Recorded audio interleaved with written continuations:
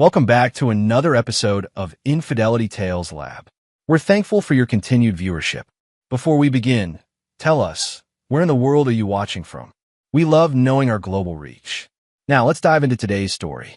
Chapter 1. The Foundation Cracks. Derek Townsend had built his fortune on the principle that every structure needed a solid foundation. As the owner of Townsend Construction, one of Chicago's most successful development companies, he understood that even the smallest crack could bring down the mightiest building. What he hadn't expected was that his own life would crumble in an underground parking garage on a Tuesday evening. The magnificent Mile Shopping Center's parking garage hummed with the low rumble of engines and the distant echo of car doors. Derek had just finished his monthly dinner with his 16-year-old daughter Chloe, a tradition they'd maintained even through his increasingly demanding work schedule. These evenings were sacred to him, a chance to connect with the one person in his family who still looked at him with genuine affection.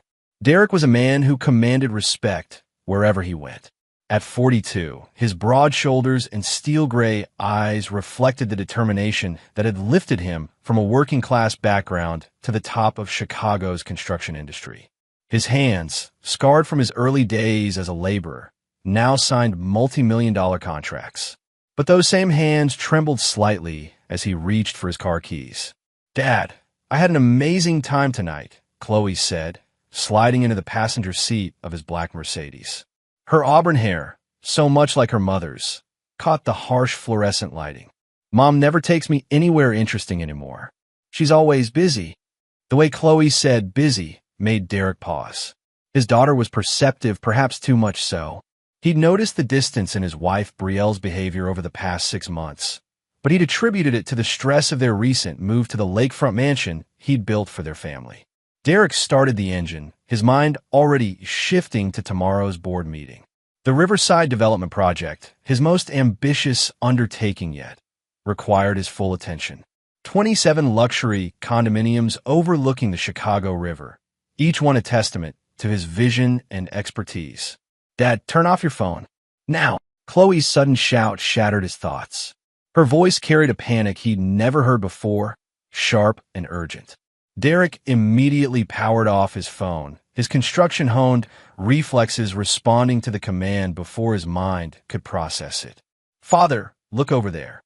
Chloe's whisper was barely audible, her voice trembling like autumn leaves in a harsh wind. Derek followed her gaze across the parking garage, and what he saw made his blood freeze in his veins.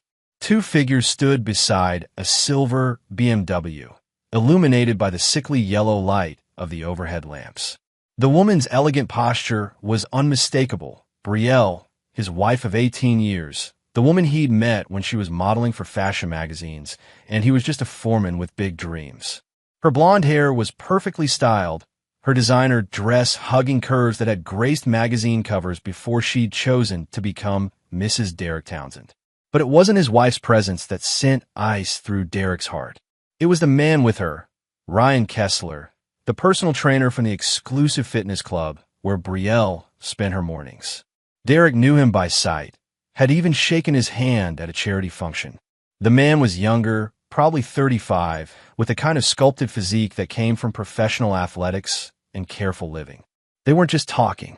Brielle's arms were wrapped around Ryan's neck, their bodies pressed together in an embrace that spoke of intimacy, of shared secrets, a betrayal so complete it seemed to echo in the hollow concrete space around them. Derek watched as Ryan's hands traced patterns on Brielle's back, watched as she tilted her head back to accept his kiss, watched as his entire world collapsed with the quiet precision of a controlled demolition. "Dad!" Chloe's voice was small, afraid. "I'm sorry. I saw them when we got out of the elevator. I didn't know if you'd seen them too." Derek's hands gripped the steering wheel until his knuckles went white.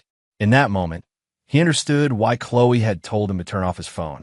She knew that if Brielle called, if she tried to maintain the fiction of wherever she claimed to be tonight, Derek might have given away their presence. His daughter had protected him from a lie, even as the truth destroyed him. "How long have you known?" Derek's voice was steady, controlled. It was the same tone he used when reviewing construction budgets, when making decisions that affected hundreds of workers and millions of dollars. I suspected for a few weeks, Chloe admitted, tears streaming down her cheeks. She's been different. Happier, but not because of us. She hums when she thinks no one's listening. She buys new clothes and says they're for ladies' lunches.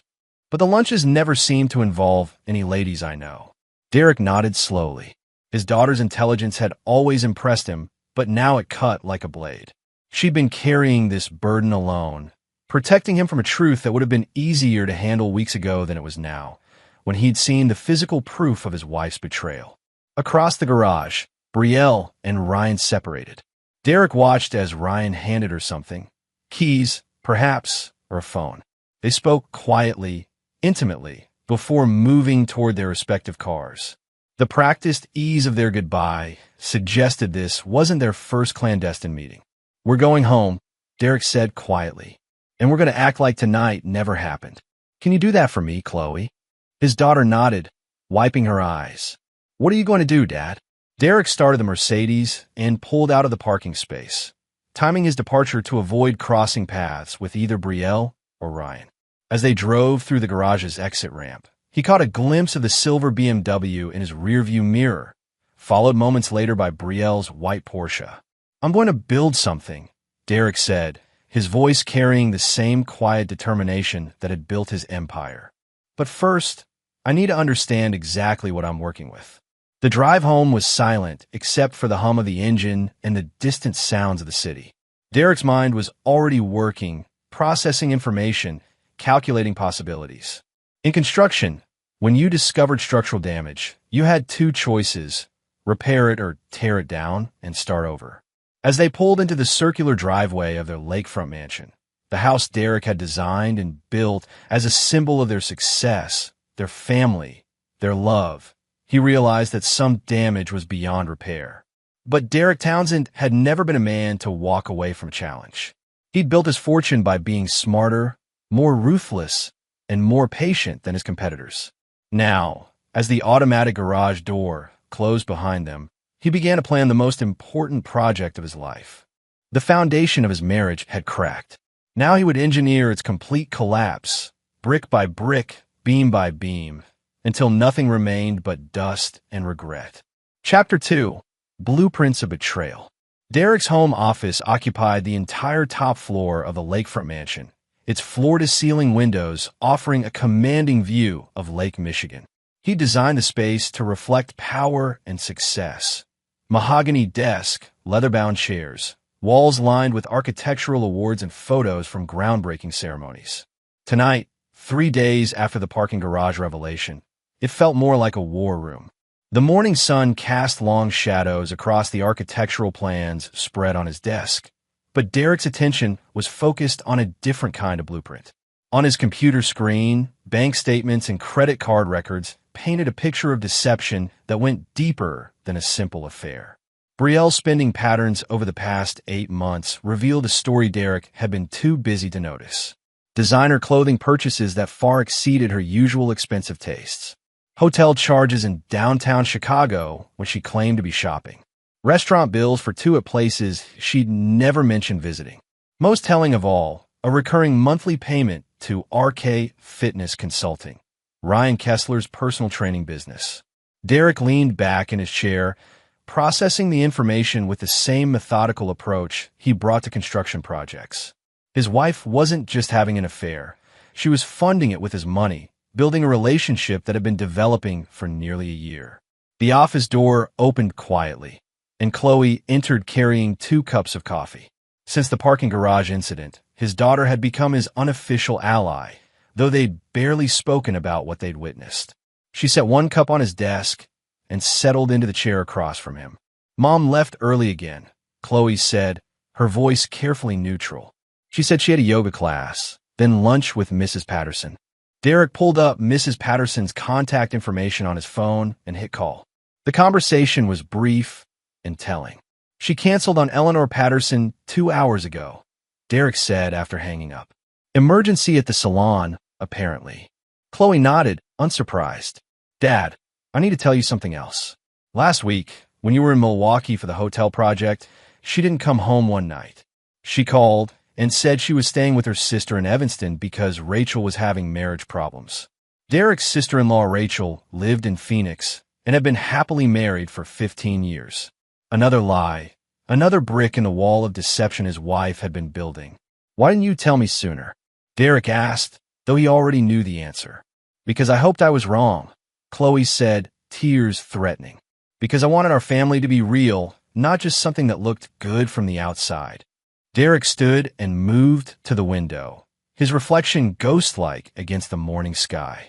His daughter's words cut deeper than Brielle's betrayal. Chloe had seen what he'd been too distracted to notice, that their family had become a facade, a beautiful structure built on compromised foundations. "Tell me about Ryan Kessler," Derek said. Chloe was quiet for a moment, gathering her thoughts. "He used to be a professional athlete. Baseball, I think. Mom mentioned that he played in the minor leagues before he became a trainer. He's originally from California, moved here about 3 years ago. He specializes in working with wealthy clients, people who want privacy and personal attention." Derek turned from the window. "How do you know all this?" "Mom talks about him sometimes. Before, I thought she was just impressed by his credentials. Now," Chloe shrugged helplessly. Derek's phone buzzed with a text message from Brielle, running late tonight. "Book club is discussing a particularly challenging novel. Don't wait up. Love you." He showed the message to Chloe, who rolled her eyes. "She doesn't even belong to a book club, Dad. She says reading gives her headaches." Derek saved the message and added it to the growing file of documented lies he'd been compiling. In construction, documentation was everything. When disputes arose, when projects went wrong, when legal action became necessary, the person with the most complete records usually won. "I need you to do something for me," Derek said, returning to his desk. "But only if you're comfortable with it." Chloe straightened, eager to help. "What?" "Your mother trusts you. She doesn't see you as a threat to her activities. I need you to pay attention, but I don't want you to do anything that makes you uncomfortable or puts you in danger." "What kind of attention?" Derek opened a new document on his computer. Times when she leaves, when she returns, any phone call she takes in private, any changes in her routine. Think of it as gathering intelligence. Chloe nodded seriously. "Dad, are you going to divorce her?" The question hung in the air like dust after a demolition. Derek had been asking himself the same thing for 3 days. Divorce would be clean, legal, straightforward. But it would also mean that Brielle and Ryan could continue their relationship openly, possibly even build a life together on the ruins of Derek's marriage. "I'm going to make sure she regrets every choice that led to this moment," Derek said finally. "But I need to understand the full scope of what we're dealing with first." Over the next few hours, Derek made a series of phone calls that gradually revealed the architecture of his wife's deception. A private investigator named Margaret Torres, recommended by his attorney, would begin surveillance immediately. A forensic accountant would audit all family financial records. A cybersecurity specialist would recover any deleted communications from Brielle's devices. The most revealing call was to Danny Reeves, Derek's oldest friend and the head of his construction company's security division. Danny had served 2 tours in Iraq before joining Townsend Construction, and his skills extended far beyond standard corporate security. "I need a complete background check on someone," Derek said, providing Ryan Kessler's details. "Employment history, financial situation, legal troubles, personal relationships. Everything. How deep do you want me to go?" Danny's voice carried the weight of shared history. They'd grown up in the same neighborhood, worked their way up from nothing together. "All the way to bedrock," Derek replied. "And Danny? This stays between us." "Always does, boss. You need me to handle anything else?" Derek considered the question. In the past 3 days, his anger had evolved from the hot, immediate rage of betrayal to something colder and more dangerous. "Not yet, but I might." That evening, Derek sat in his study reviewing the day's intelligence gathering. Margaret Torres had already provided the first surveillance photos. Brielle and Ryan entering the Fairmont Hotel at 2:30 p.m., the same time she was supposedly having lunch with Mrs. Patterson. The photos were professionally taken, clearly showing both faces, time-stamped and GPS tagged. They would be admissible in divorce court, but Derek was beginning to think that legal proceedings weren't sufficient punishment for the scale of betrayal he was uncovering. Chloe knocked softly on the door frame. "Dad? Mom's home. She's telling me about the book club meeting, in case you ask." Derek looked up from the surveillance photos. What book were they supposedly discussing? She said it was something by Margaret Atwood, but she couldn't remember the title. Derek smiled grimly. Brielle's lies were becoming sloppier, more careless. She felt safe in her deception, protected by Derek's busy schedule and apparent trust. That false sense of security would be her downfall. "Go to bed, sweetheart," Derek said. "Tomorrow's a school day." After Chloe left, Derek returned to his computer and began drafting a detailed timeline of his wife's affair. Every lie, every unexplained absence, every dollar spent on her betrayal. He worked with the same precision he brought to construction projects, building a foundation for what was to come.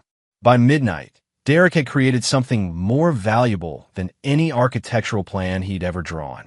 He had a blueprint for revenge, a systematic approach to dismantling the lives of the people who had betrayed him. But first, he needed to understand exactly who Ryan Kessler was and what weaknesses Derek could exploit. Every man had pressure points, vulnerable spots that could be leveraged by someone with the right knowledge and resources. Derek Townsend had both, and he was just getting started. Chapter 3: Structural Analysis. The rain drummed against the windows of Derek's office as he studied Danny Reeves' comprehensive report on Ryan Kessler. What he discovered was better than he'd hoped. Ryan wasn't just a personal trainer having an affair with a married woman. He was a man with a history of poor decisions and a present full of vulnerabilities. Ryan Kessler had indeed been a professional athlete, a pitcher in the Oakland Athletics minor league system until a shoulder injury ended his career at 28. But his post-baseball life painted a picture of someone who'd never learned to manage money or relationships responsibly. Danny had uncovered 3 previous affairs with married clients in California, each ending badly when the women's husbands discovered the relationships. One had resulted in a restraining order. Another had cost Ryan his job at an exclusive Beverly Hills gym. The third had forced him to leave California entirely when the husband, a prominent entertainment lawyer, made it clear that Ryan's safety could no longer be guaranteed.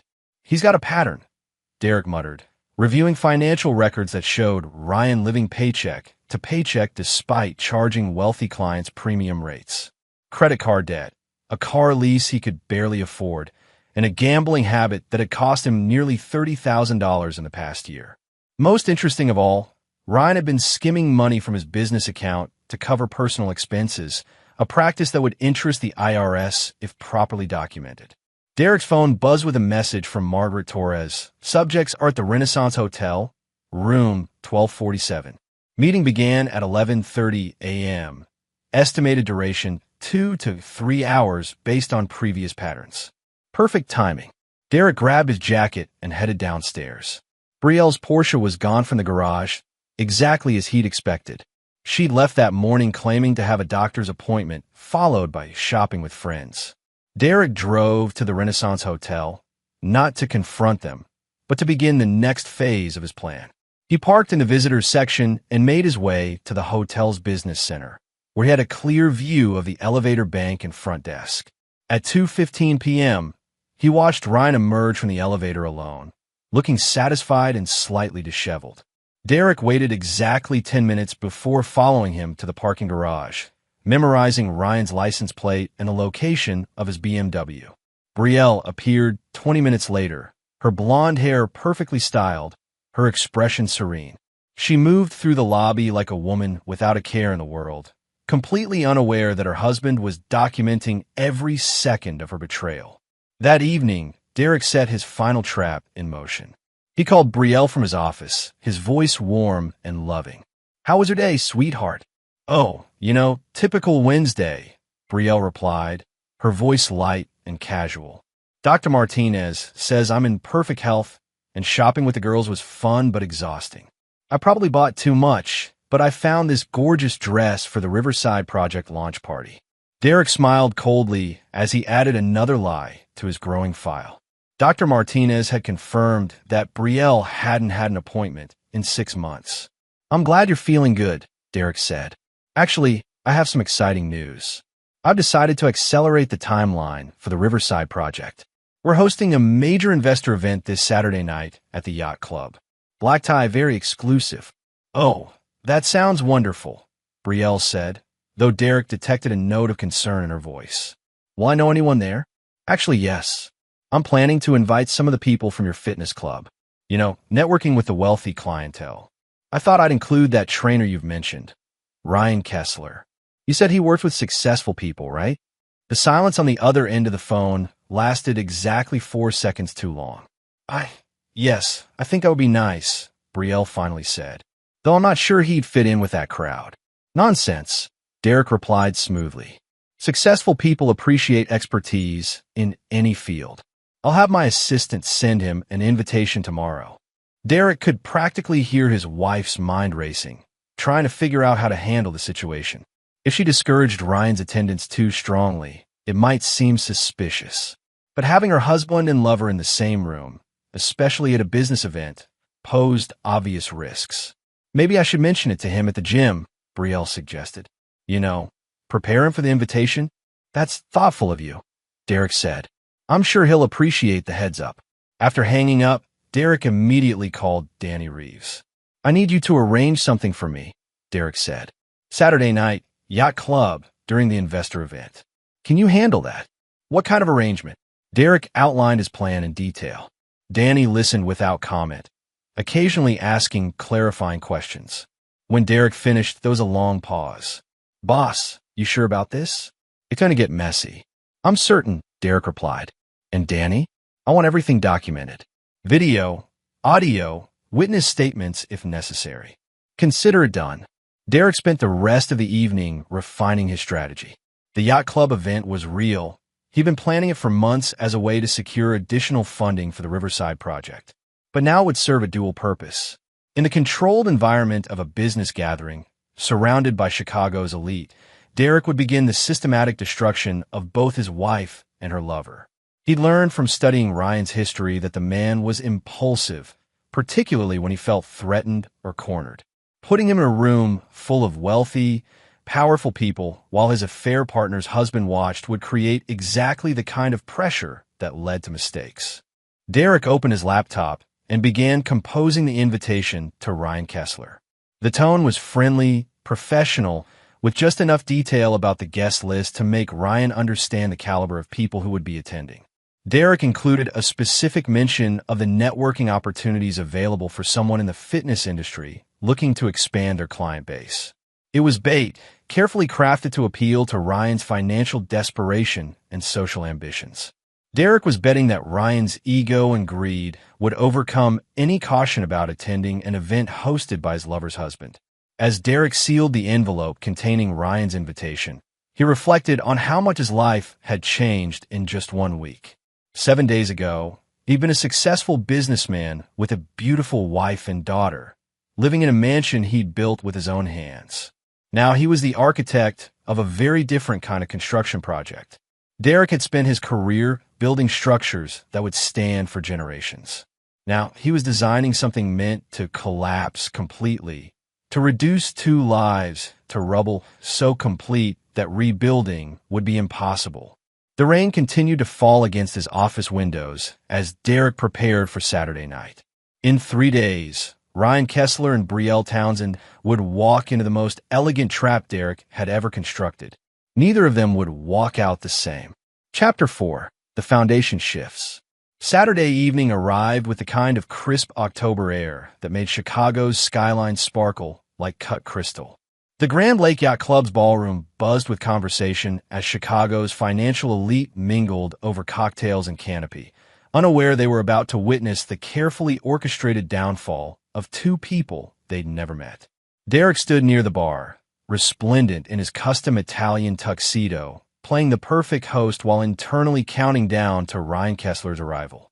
Brielle moved through the crowd beside him, stunning in a midnight blue gown that had probably cost more than most people's monthly salary. To outside observers, they appeared to be the ideal power couple, successful, attractive, completely devoted to each other. Margaret Torres had positioned herself as a server among the catering staff, her small camera capturing every angle of the room. Danny Reeves worked as part of the security team, officially there to protect the wealthy guests, but actually serving as Derek's eyes and ears throughout the venue.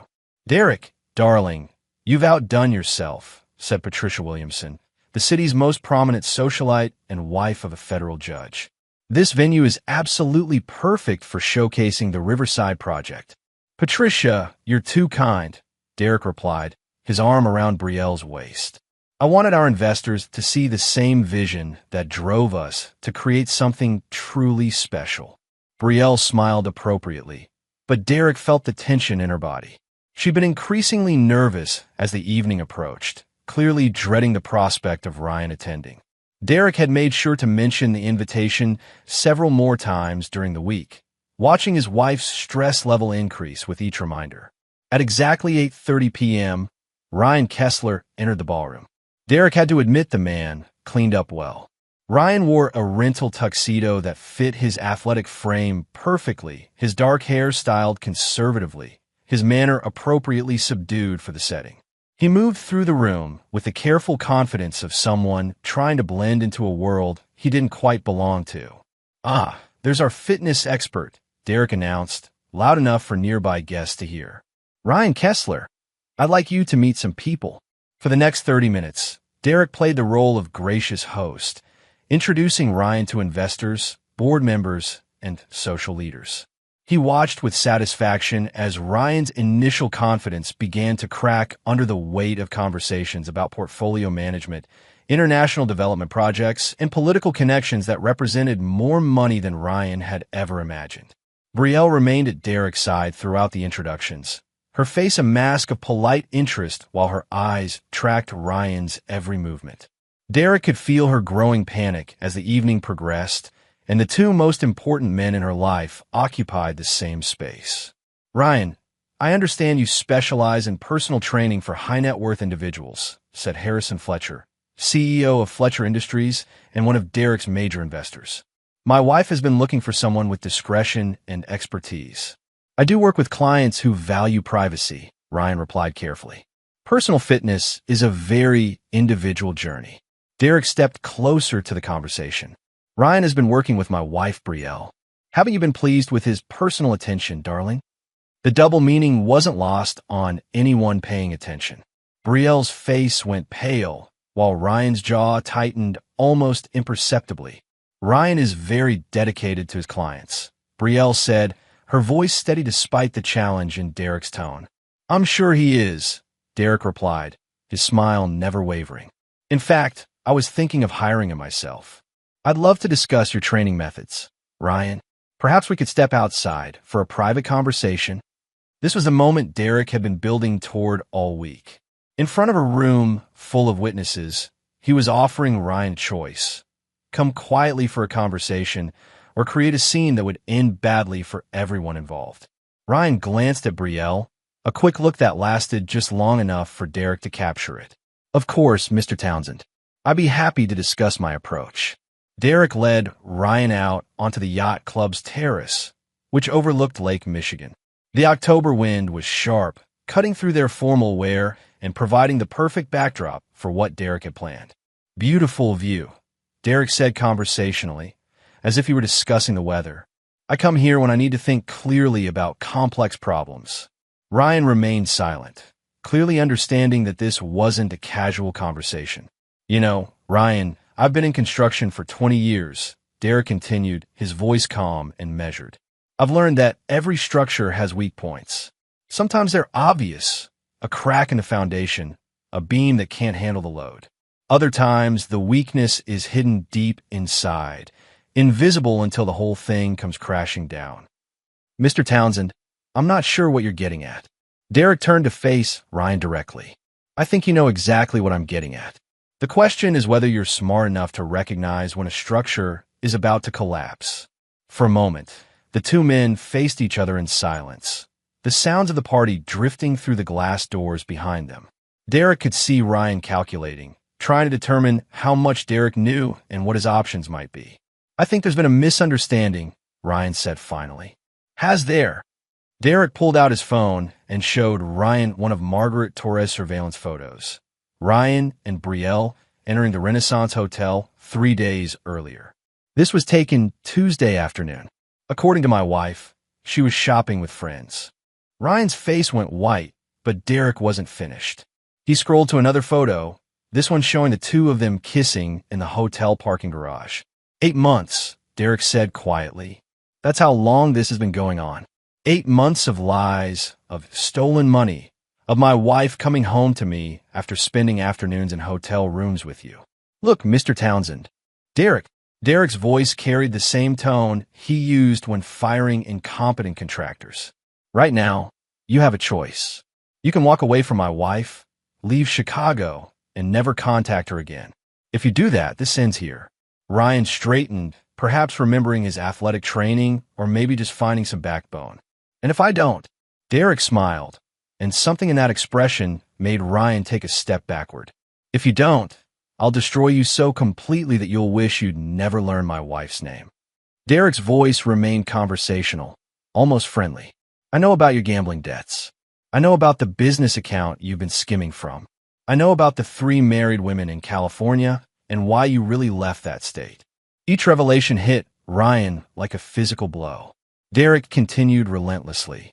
I also know that your business license expires next month, and the renewal requires a background check.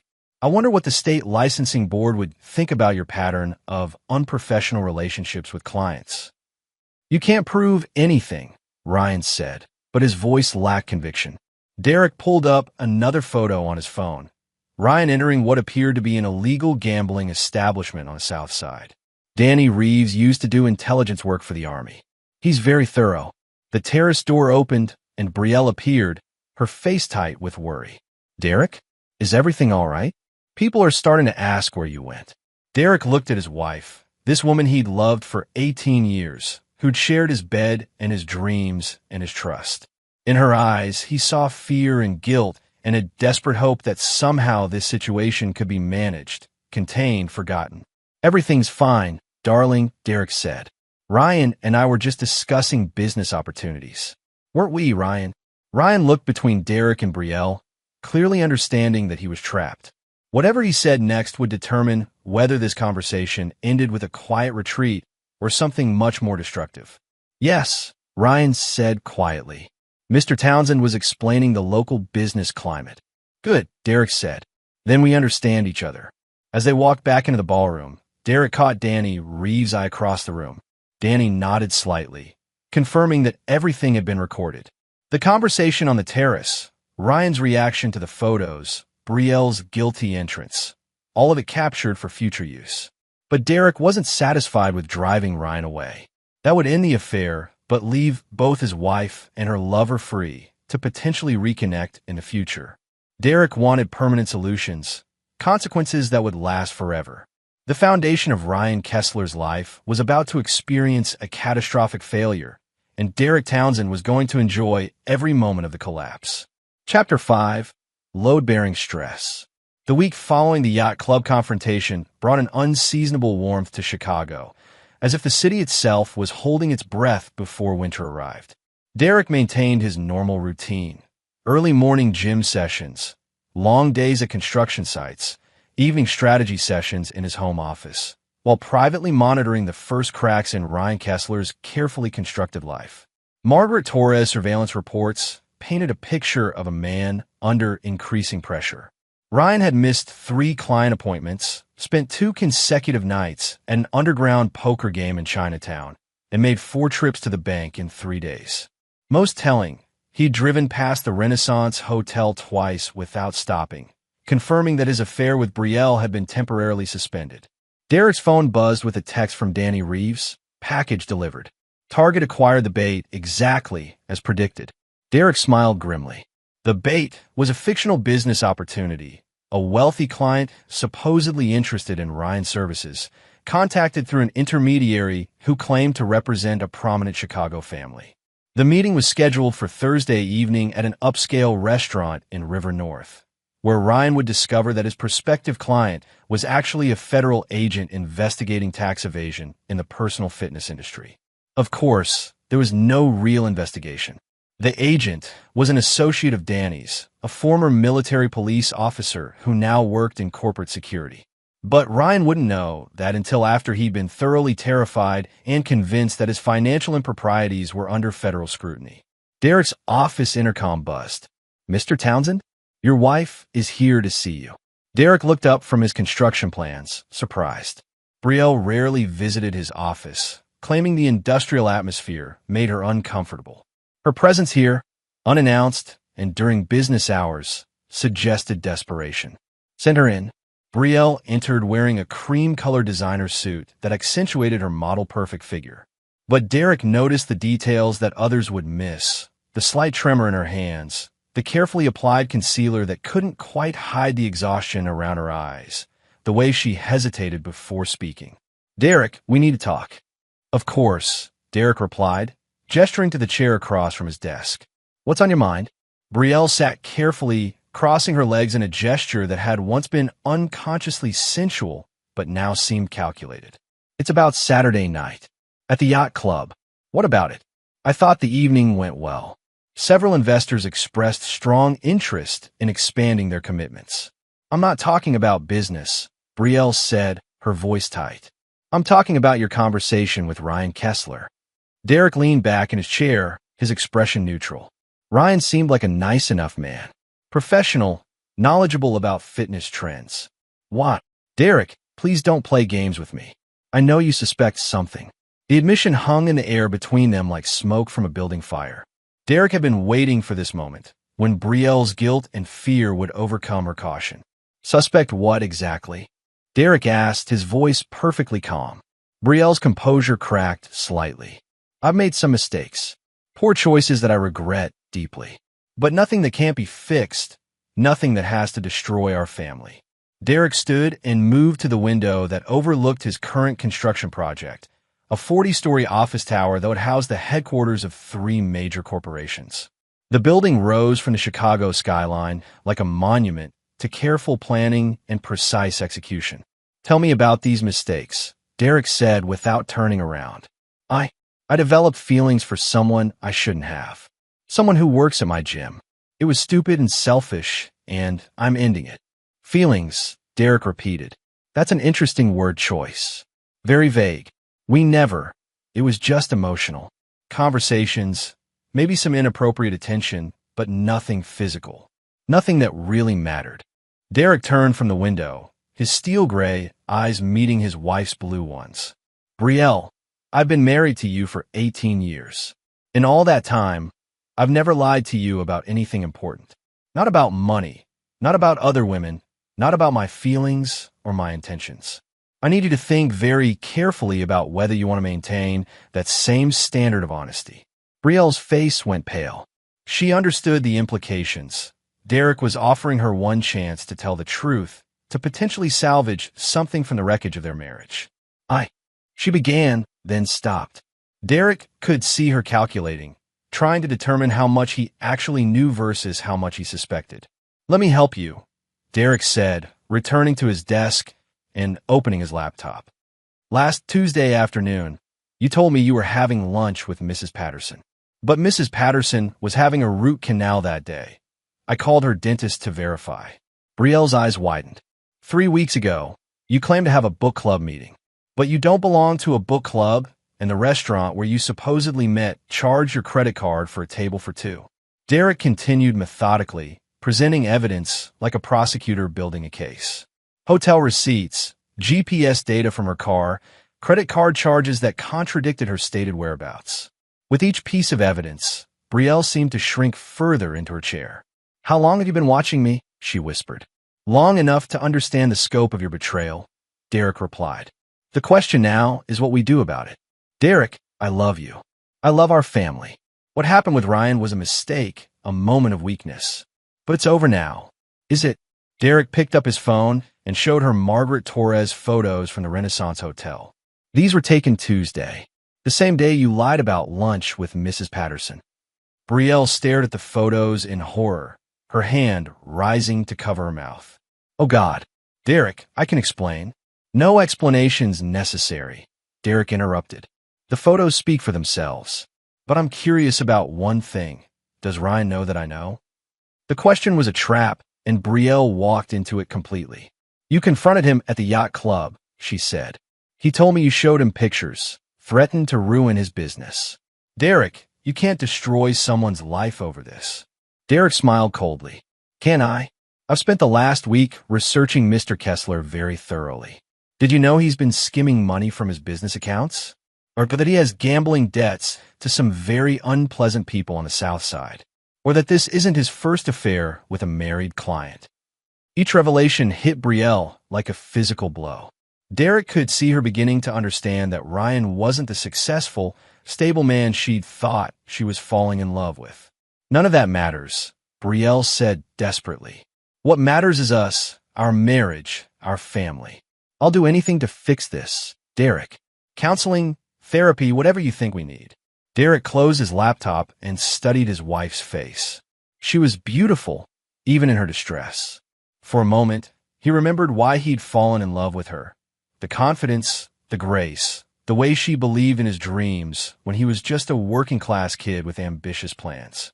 But those memories were poisoned now by the knowledge of her betrayal. Every kiss, every intimate moment, every time she'd said, I love you, over the past 8 months had been a lie. Brielle, Derek said quietly, I want you to go home and pack a bag. You're going to stay at your mother's house in Lake Forest for a while. Derek, please. This isn't a negotiation. I need time to think, to decide what I want to do next. And I need you out of my house while I'm thinking. Brielle stood shakily, tears streaming down her face. What about Chloe? What are we going to tell her? We'll tell her the truth, Derek said. That her mother made choices that have consequences. After Brielle left, Derek sat in his office for a long time, staring out at the construction project below. Workers moved with practiced efficiency, each person focused on their specific task, all of them contributing to something larger than themselves. Derek had spent his entire adult life building things. Homes, office buildings, monuments to human achievement. Now he was discovering that destruction could be just as satisfying, especially when it was carefully planned and precisely executed. His phone rang. Danny Reeves. The meeting with the fake federal agent went exactly as planned, Danny reported.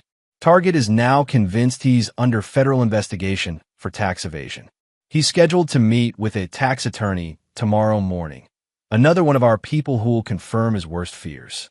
Good, Derek said. What about the gambling debts? Those are real and getting worse. Target owes about $45,000 to some people who don't accept payment plans. I might have mentioned to the right people that Target has been flashing cash around, talking about landing a big client. Derek nodded. In his experience, pressure applied from multiple directions was much more effective than a single point of attack. Ryan Kessler was about to discover that his world was collapsing from every direction at once. Phase 2 begins tomorrow, Derek said. Make sure everything is documented. Always is, boss. You sure you want to go this far? Derek thought about Brielle's tears, her desperate pleas for forgiveness, her promise to do anything to save their marriage. For just a moment, he considered the possibility of mercy, of finding a way to rebuild rather than destroy. Then he remembered the hotel photos, the 8 months of lies, the way she'd kissed Ryan Kessler in that parking garage while Derek was home with their daughter, completely unaware that his wife was betraying everything he'd worked to build. I'm sure, Derek said. They wanted to tear down my life. Now they get to see what happens when someone with real power decides to return the favor. The foundation of Ryan Kessler's existence was about to experience total structural failure, and Derek Townsend was going to enjoy every moment of the collapse. Chapter 6, Critical Failure Point. Thursday morning brought the kind of gray October sky that made Chicago feel like a concrete tomb. Derek sat in his Mercedes across the street from Ryan Kessler's apartment building, a converted warehouse in an area that was trying desperately to be gentrified but hadn't quite succeeded. Through his binoculars, he watched Ryan's third-floor window, where movement suggested a man who hadn't slept well. Margaret Torres' voice crackled through Derek's earpiece. Target has been pacing for 2 hours. 3 phone calls to unknown numbers, all lasting less than 30 seconds. Classic signs of panic. Derek smiled grimly. Phase 2 of his plan was already showing results, and they'd barely begun. Yesterday's meeting with the fake federal agent had shaken Ryan badly, but today would be much worse. Any sign he's planning to run? Derek asked. Not yet, but he's definitely considering his options. Derek's phone buzzed with a text from Danny Reeves. Package 2 delivered. Target should be receiving it right about now. Through his binoculars, Derek watched Ryan's apartment window. Within moments, he saw Ryan's silhouette moving frantically, clearly agitated by whatever he'd just received. The package was a series of documents that appeared to be legal papers. A formal complaint filed with the Illinois Department of Professional Regulation regarding unprofessional conduct with clients, along with a notice that Ryan's business license was under review. The documents looked completely official because Derek had hired the same legal graphic designer who created contracts for Townsend Construction. Of course, no actual complaint had been filed. But Ryan wouldn't know that, especially in his current state of mind. Derek's earpiece crackled again. Target is on the move. Exiting the building, heading for his car. Derek started his Mercedes and followed at a distance as Ryan's BMW wound through Chicago traffic.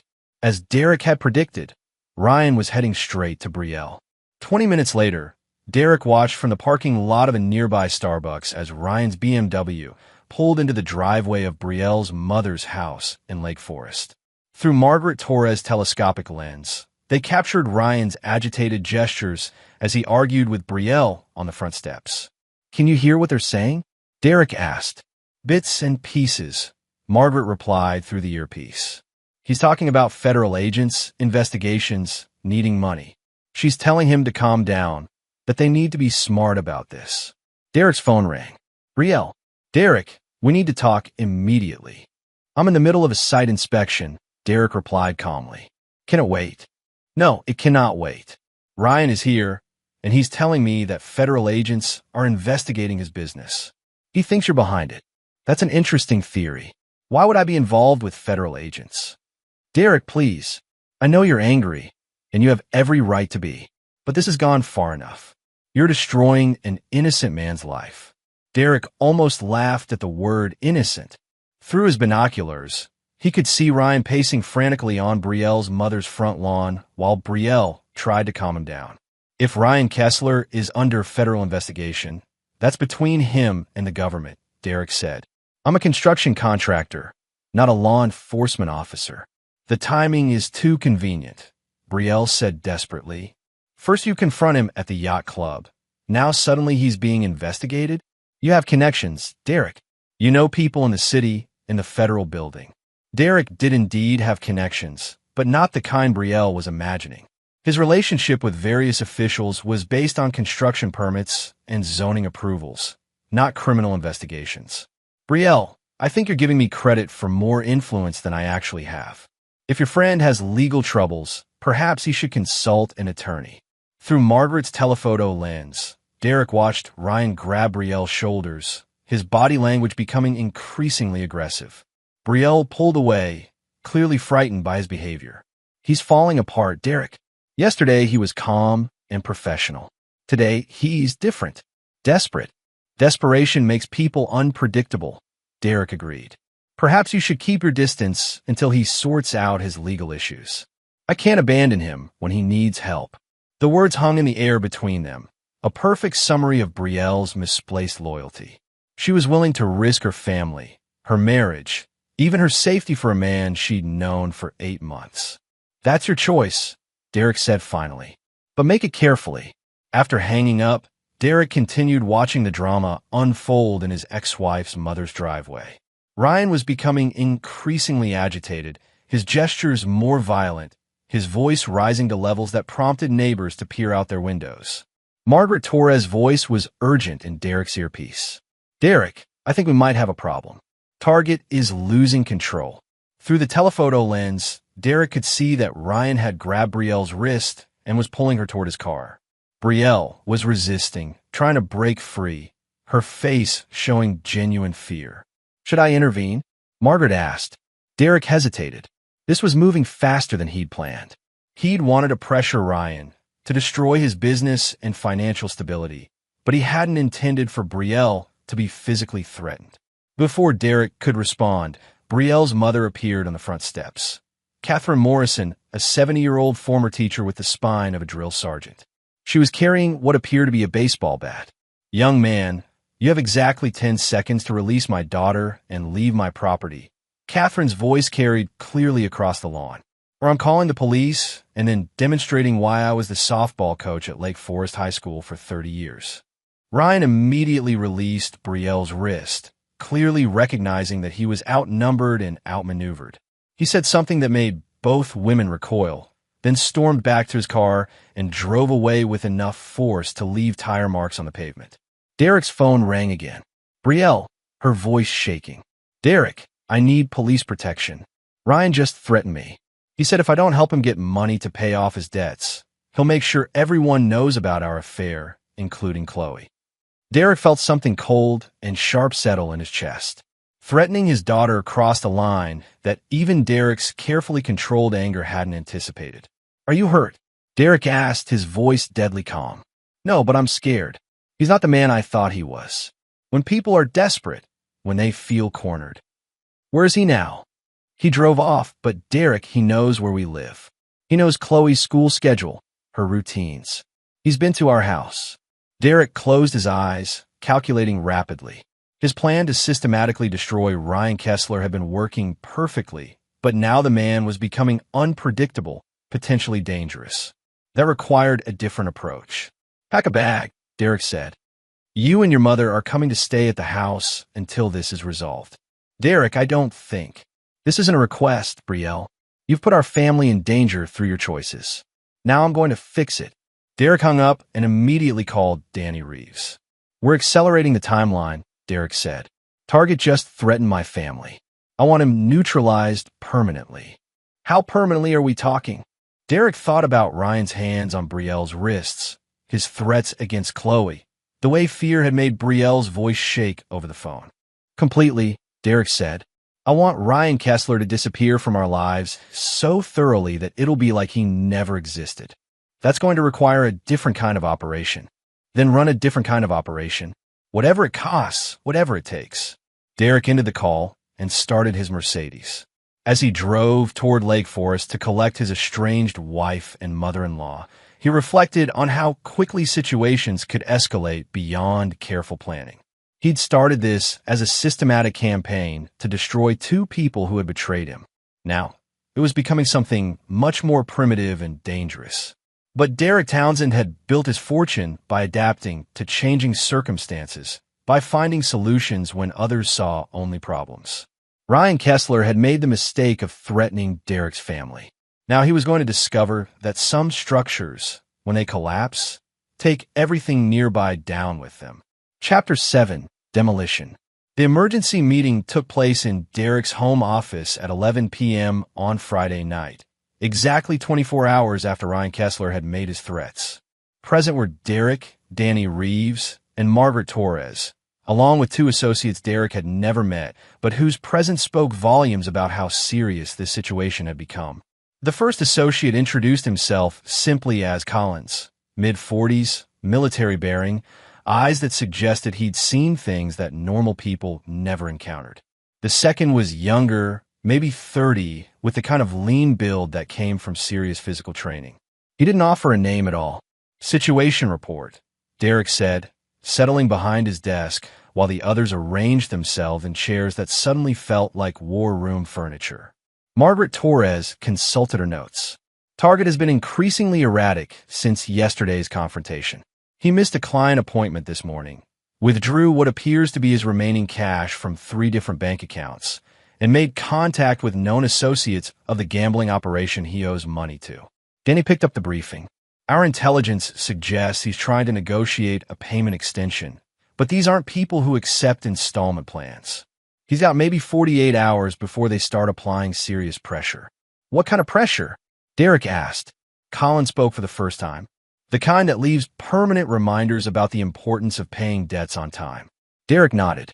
In his construction business, he'd occasionally dealt with subcontractors who had connections to Chicago's less legal enterprises. He understood the implications. "Has he made any additional contact with my family?" 3 attempts to call your wife," Margaret reported. She didn't answer. He also drove past your daughter's school twice this afternoon. Derek felt that cold rage settle deeper in his chest. Threatening Brielle was one thing. She'd made her choices and would live with the consequences. But involving Chloe crossed every line Derek recognized. Options? Derek asked. The unnamed associate spoke for the first time. Multiple approaches available. We can make him disappear temporarily or permanently. We can arrange for his creditors to collect their debts with interest. We can facilitate his departure from Chicago under circumstances that ensure he never returns. Costs and risks. Collins leaned forward. Temporary solutions are cheaper, but come with ongoing risk. Permanent solutions are more expensive, but provide absolute resolution. Forced relocation is middle ground, effective, but requires ongoing monitoring. Derek considered the options while studying the faces around his desk.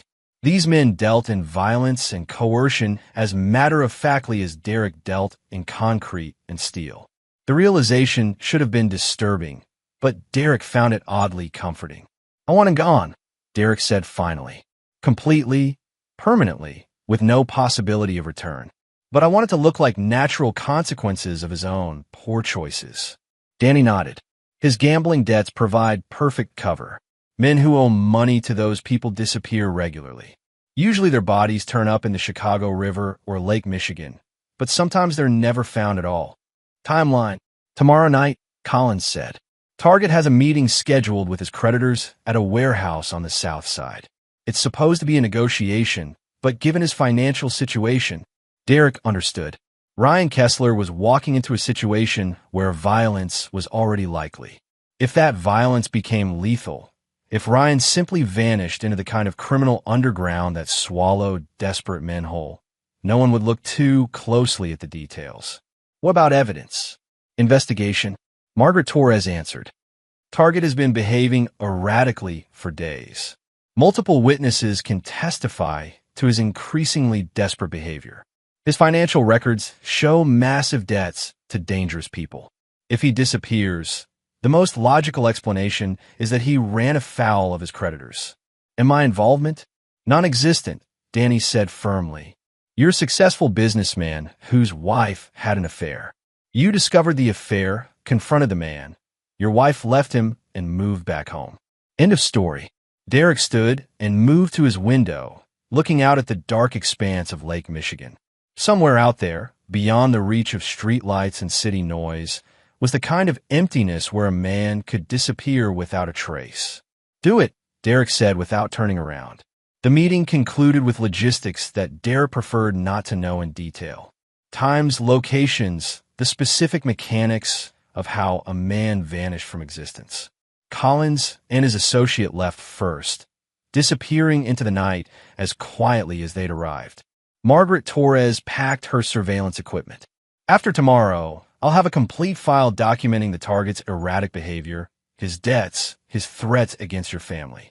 If anyone asks questions, the paper trail will support the theory that he fled Chicago to escape his creditors. After she left, Derek and Danny sat in silence for several minutes. You sure about this, boss? Danny asked finally. Once it's done, it can't be undone. Derek thought about Chloe, about the fear in Brielle's voice, about the way Ryan's desperation had made him dangerous to people Derek loved. I'm sure, Derek said. Some problems require permanent solutions. Saturday passed with agonizing slowness. Derek maintained his normal weekend routine, breakfast with Chloe, review of construction schedules, an afternoon spent working in his home office. Brielle stayed at her mother's house, having decided that returning home wasn't safe until Ryan's situation was resolved. Derek found himself checking his phone constantly, waiting for word that the problem had been eliminated. Collins had promised to contact him once everything was finished, but Derek had no idea what finished would actually look like. At 8:30 p.m., Derek's phone buzzed with a text from an unknown number. Project completed successfully. Final cleanup in progress. Derek stared at the message for a long time, then deleted it. Ryan Kessler, the man who'd been sleeping with Derek's wife for 8 months, who'd threatened Derek's family, who disrupted the carefully ordered world Derek had spent 20 years building, no longer existed. Derek poured himself a glass of 20-year-old scotch and stood at his office window, looking out at the lights of Chicago. The city sprawled in all directions, millions of people living their lives, pursuing their dreams, making their choices. Most of them would never understand that some choices carried consequences that couldn't be appealed or negotiated.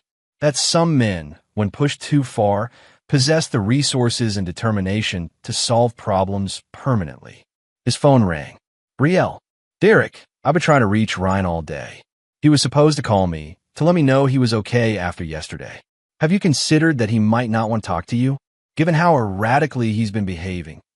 Something's wrong, Brielle said, her voice tight with worry. He was desperate yesterday, but he wouldn't just disappear without saying anything. Derek sipped his scotch, tasting victory and finality. Desperate men do desperate things, Brielle.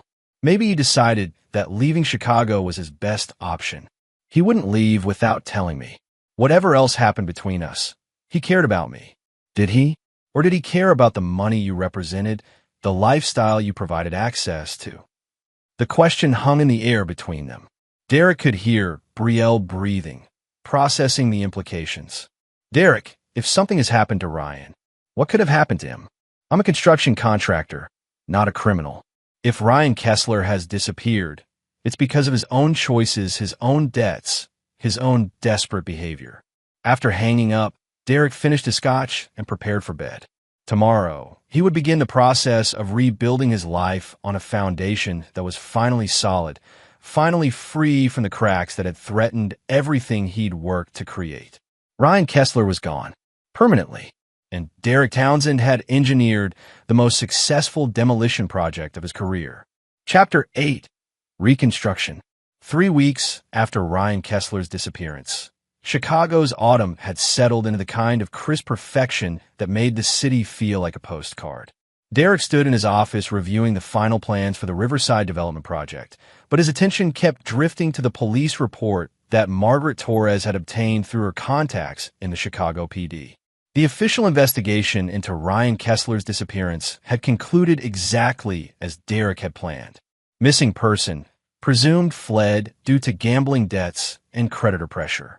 The detective assigned to the case had noted Ryan's increasingly erratic behavior, his substantial debts to persons unknown, and his last known location near a South Side warehouse district where bodies turned up with uncomfortable regularity. No evidence of foul play. No suspects. No reason to look beyond the obvious explanation that a desperate man had run afoul of dangerous people and paid the ultimate price. Derek's intercom buzzed. Mr. Townsend? Your wife is here. Derek looked up, surprised.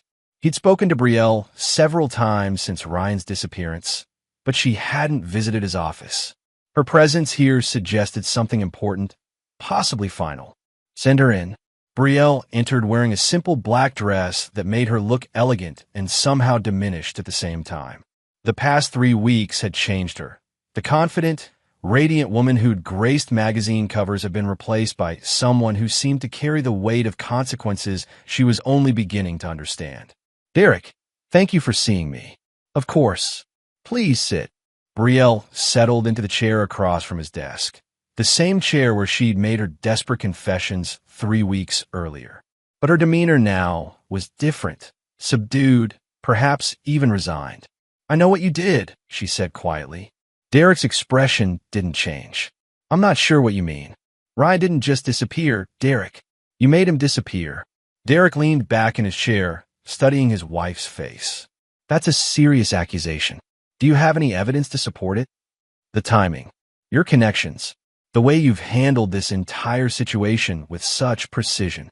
Brielle, a man with gambling debts to dangerous people, vanished after behaving increasingly erratically for weeks. The police have investigated and reached their conclusions. What exactly are you suggesting I could have done? Brielle was quiet for a long moment, her hands folded in her lap. When she spoke again, her voice was barely above a whisper. I think you had him killed. The words hung in the air between them, like smoke from a building fire. Derek felt no surprise, no fear, only a curious sense of completion. His wife understood, finally, exactly who she'd betrayed and what that betrayal had cost. That's a remarkable theory, Derek said calmly. But even if it were true, what would you do about it? Go to the police with your suspicions? Explain how you know Ryan Kessler was more than just your personal trainer. Brielle's face crumpled. Derek, I loved him. No, Derek replied firmly. You loved the excitement, the danger, the feeling of doing something forbidden. You loved the way he made you feel about yourself. But you didn't love him enough to leave me for him, did you? You wanted to keep both lives, the stability I provided and the thrill he represented. That's not true, isn't it? In 8 months of affair, did you ever once ask me for a divorce? Did you ever suggest we separate, or that you needed space to figure out your feelings? Or did you simply enjoy having two men competing for your attention while you decided which life you preferred? Each question hit Brielle like a physical blow. Derek continued relentlessly. You made your choice when you decided to lie to me for 8 months. When you spent my money on hotel rooms and gifts for another man. When you came home to my bed after spending afternoons in his. I made a mistake. You made a series of calculated choices, Derek interrupted. And now you're living with the consequences. Brielle looked up at him, tears streaming down her face. What happens now? Do I disappear too?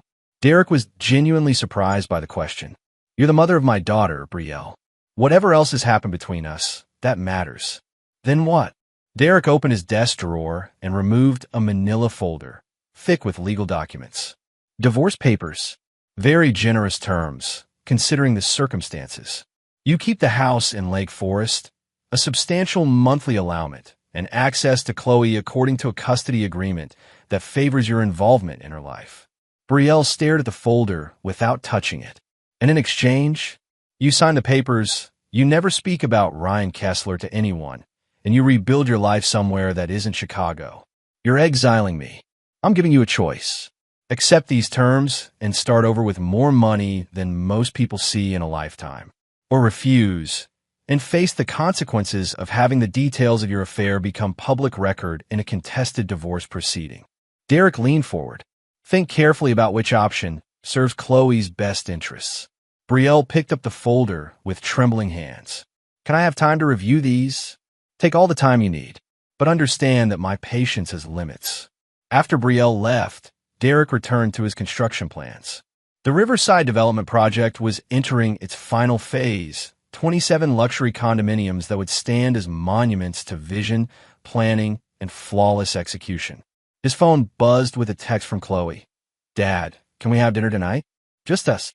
Derek smiled and typed back. Of course. Your choice of restaurant.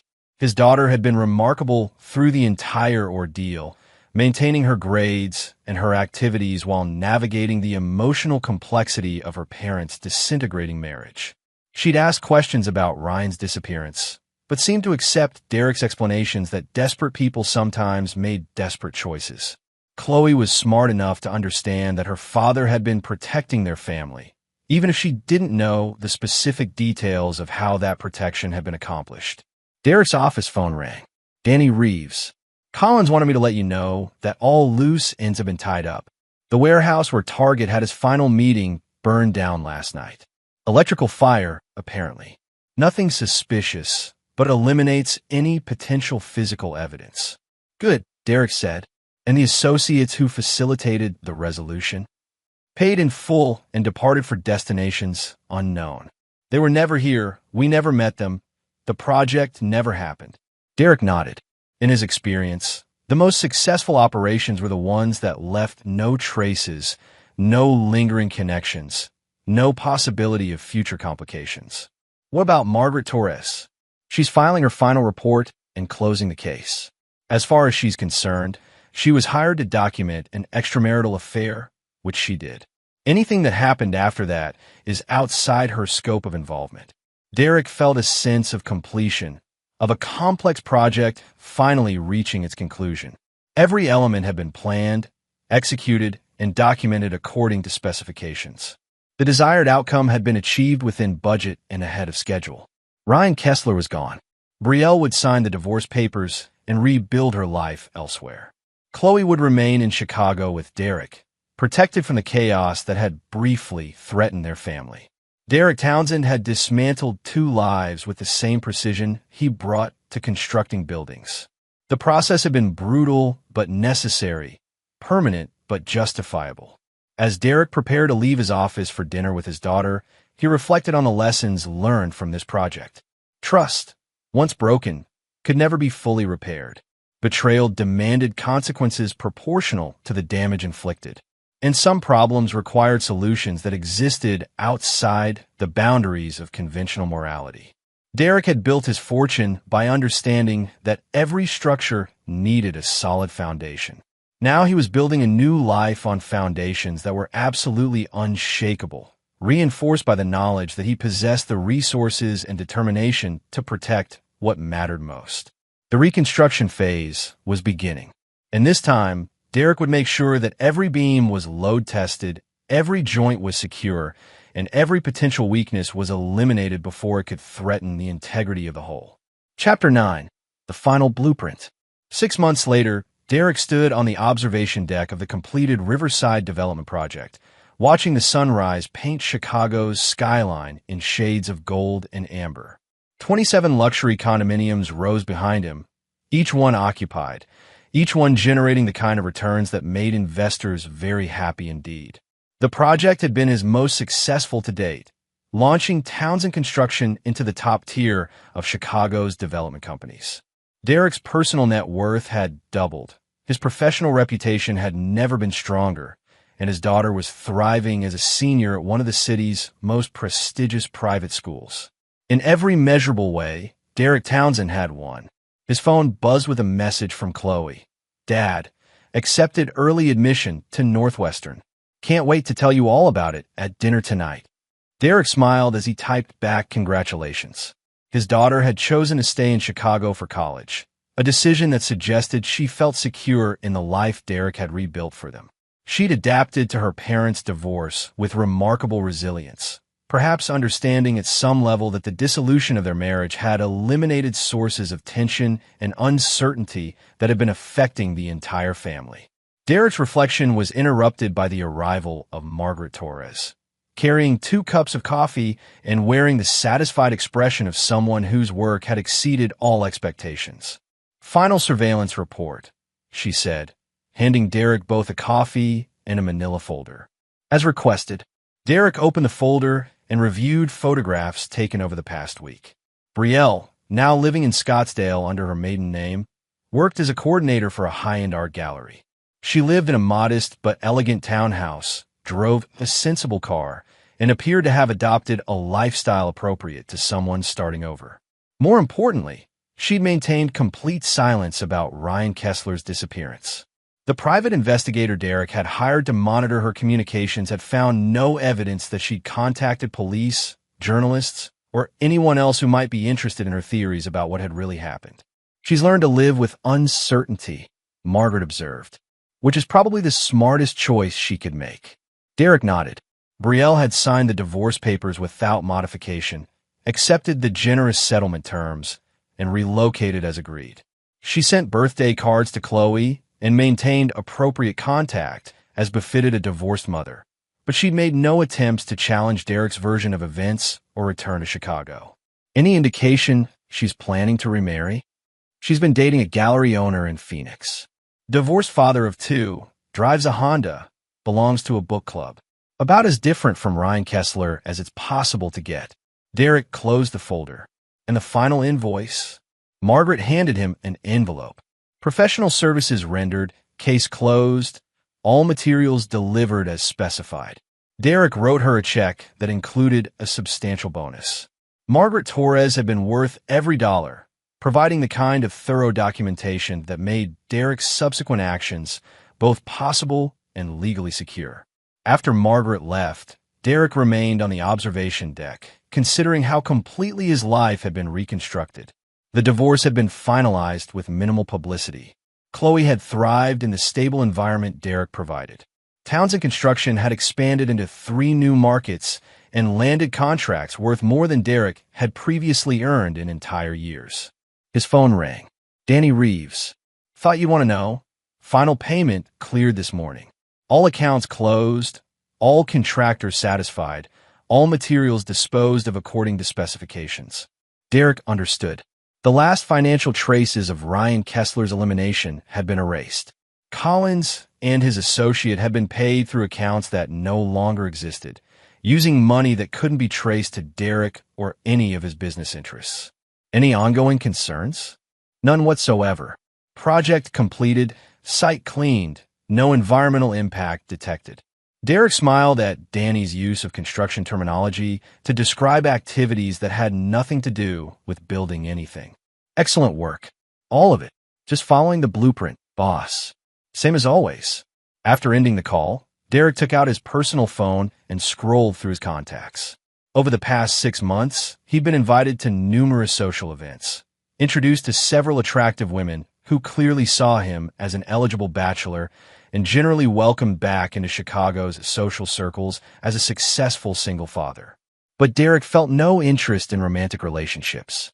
The experience of betrayal had changed something fundamental in his approach to trust and intimacy.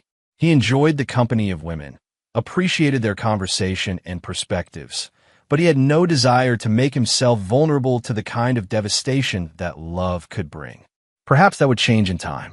Perhaps he would eventually meet someone who could earn the kind of absolute trust that Derek would require. But for now, he was content with the life he'd built for himself and his daughter. Derek's attention was drawn to movement in the parking lot below. A familiar figure emerged from a black sedan. Detective Sarah Chun, the police officer who'd handled Ryan Kessler's missing person case. She was accompanied by a man Derek didn't recognize, someone whose bearings suggested federal law enforcement. Derek felt a moment of cold calculation as he watched the two figures enter the building. This could be routine, a follow-up interview, additional questions about the missing person investigation, or it could be something more serious. Either way, Derek was prepared. He'd spent the past 6 months ensuring that every aspect of his involvement in Ryan Kessler's disappearance was either completely legal or entirely untraceable. He'd paid taxes on all income, documented all business expenses, and maintained relationships with law enforcement that were cordial and professional. Derek's phone buzzed with a call from building security. "Mr. Townsend? There are 2 police officers here who'd like to speak with you." "Send them up." Derek straightened his tie and prepared to meet with law enforcement for what he suspected would be the final time regarding the Ryan Kessler matter. He'd built his entire strategy around this moment, when his version of events would be tested against whatever evidence the authorities had managed to gather. As Derek waited for the elevator to deliver his visitors, he reflected on the fundamental truth that had guided every decision over the past 6 months. The most successful lies were the ones that were almost entirely true. Derek Townsend was exactly what he appeared to be, a successful businessman whose wife had betrayed him, who discovered the affair and ended his marriage accordingly. Everything else was simply a matter of perspective and evidence. And Derek had made very sure that the evidence supported only one possible conclusion. The elevator doors opened, and Derek prepared to demonstrate that some structures, when built correctly, could withstand any kind of pressure test that authority might apply. After all, he'd had 6 months to prepare for this final inspection, and Derek Townsend had never failed a quality review in his life. Derek Townsend had built his fortune on the principle that every structure needed a solid foundation. In the end, he constructed something more valuable than any building, a new life built on the complete elimination of those who had threatened everything he'd worked to create. Some men forgave. Some men forgot. Derek Townsend was neither kind of man, and in the gleaming towers of Chicago's skyline, his legacy would stand forever, a monument to the truth that betrayal, when properly answered, could become the cornerstone of something infinitely stronger than what it had destroyed. And there you have it. Another story comes to an end. What did you think? I'd love to hear your thoughts in the comments below. If you enjoy this story, consider joining our community by subscribing. It means the world to us. For more stories like this one, check out the recommended videos on screen. And I'll see you there. Welcome back to another episode of Infidelity Tales Lab. We're thankful for your continued viewership. Before we begin, tell us, where in the world are you watching from? We love knowing our global reach. Now, let's dive into today's story. Chapter 1, Beneath the Surface. Vincent Morrison had always been a man who observed more than he spoke. At 42, his weathered hands told the story of someone who'd built everything from the ground up, while his steel-gray eyes missed nothing. Most people saw a quiet contractor who ran a modest construction business in suburban Colorado. They had no idea that Vincent Morrison was much more than he appeared. 20 years ago, Vincent had been Vincent Kozlov, a name that carried weight in certain circles of Eastern Europe. He'd spent his youth learning skills that polite society preferred to forget existed, skills that had kept him alive when lesser men died in the shadows of Prague and Budapest. When he'd finally walked away from that life, he'd chosen anonymity in America, a new identity, and the hope of something resembling peace. He'd met Brianna Walsh at a community college where he was taking business courses. She was studying early childhood education, all golden hair and bright smiles, the kind of woman who seemed to glow with an inner light that had been foreign to Vincent's dark world. She represented everything clean and hopeful that he'd never thought he could have. Their son Tyler, now 16, had his mother's easy smile but his father's watchful eyes. Vincent had worked hard to give them a normal life. The suburban house with the white fence, the family vacations, the illusion of ordinary happiness. Brianna worked at a daycare center. Vincent's construction business thrived through word of mouth and meticulous work, and Tyler excelled in both academics and wrestling. But Vincent had always known that peace was temporary. In his experience, betrayal was not a matter of if, but when. The first crack in his carefully constructed world had appeared 6 months ago. Brianna had started working late more often, her phone buzzing with texts that made her smile in ways that had nothing to do with daycare business. She'd become more critical of Vincent, more distant, as if she were building a case against their marriage in her own mind. Her brother Derek had always been a problem. 3 years younger than Brianna, Derek Walsh worked in middle management for a tech company and carried himself like he owned the world. He'd never hidden his disdain for Vincent, making snide comments about blue-collar work and constantly pushing Brianna to aim higher. Derek drove a leased BMW, lived in an overpriced downtown loft, and treated every family gathering like an opportunity to showcase his supposed superiority. What Derek didn't know was that Vincent's construction business was just the visible tip of an iceberg. Through a complex web of shell companies and offshore accounts, Vincent controlled significant real estate holdings across 3 states. He'd learned long ago that appearing smaller than you could be the greatest advantage of all. The family trip to California had been Brianna's idea, a long weekend to visit her cousin Miranda in Los Angeles. Derek had immediately invited himself along, and then things had gotten interesting. When booking flights, Derek had purchased first-class seats for himself and Brianna, while somehow managing to only buy bus tickets for Vincent and Tyler. "Did you expect a private jet?" Brianna had laughed when Vincent questioned the arrangements, her voice carrying a cruel edge he'd never heard before. Derek had smirked from across their kitchen table. "A 12-hour bus ride suits your pay grade, Vince." Vincent had said nothing, had simply nodded and helped Tyler pack for what his son assumed would be a normal family trip. But as he'd watched his wife and her brother head to the airport, leaving him and Tyler to board a Greyhound bus, Vincent Morrison began a plan. The bus ride gave him 12 hours to think, 12 hours to observe Tyler's growing resentment at his mother's behavior, and 12 hours to make some very discreet phone calls to people who owed him favors from his previous life. By the time they reached Los Angeles, Vincent had confirmed what he'd suspected for months. His wife was having an affair, and Derek wasn't just enabling it. He was actively facilitating it. The lover was Lucas Reed, a fitness instructor at an upscale gym where Derek held a membership and had introduced his sister. Lucas was 28, all muscles and charm, exactly the kind of man who specialized in bored housewives with money. What made it worse was the systematic nature of their deception. This wasn't a moment of weakness or a crime of passion. This was calculated, planned, with Derek serving as both enabler and conspirator. They'd been using Derek's downtown loft for their meetings, had even taken a weekend trip to Denver together while Vincent was supposedly working out of town. Tyler had noticed too. Vincent caught his son watching Brianna with growing suspicion during their first day in Los Angeles. Saw the way Tyler's jaw tightened when Derek made another disparaging comment about Vincent's work. "Dad," Tyler had said that evening as they sat by the pool at their budget hotel while Brianna was shopping with Derek, "something's not right." Vincent had looked at his son, really looked at him. Tyler had grown into a young man, while Vincent wasn't paying attention, had developed the kind of quiet intensity that reminded Vincent of himself at that age. "I know, son," Vincent had said simply. That's when Vincent made a decision that would change everything.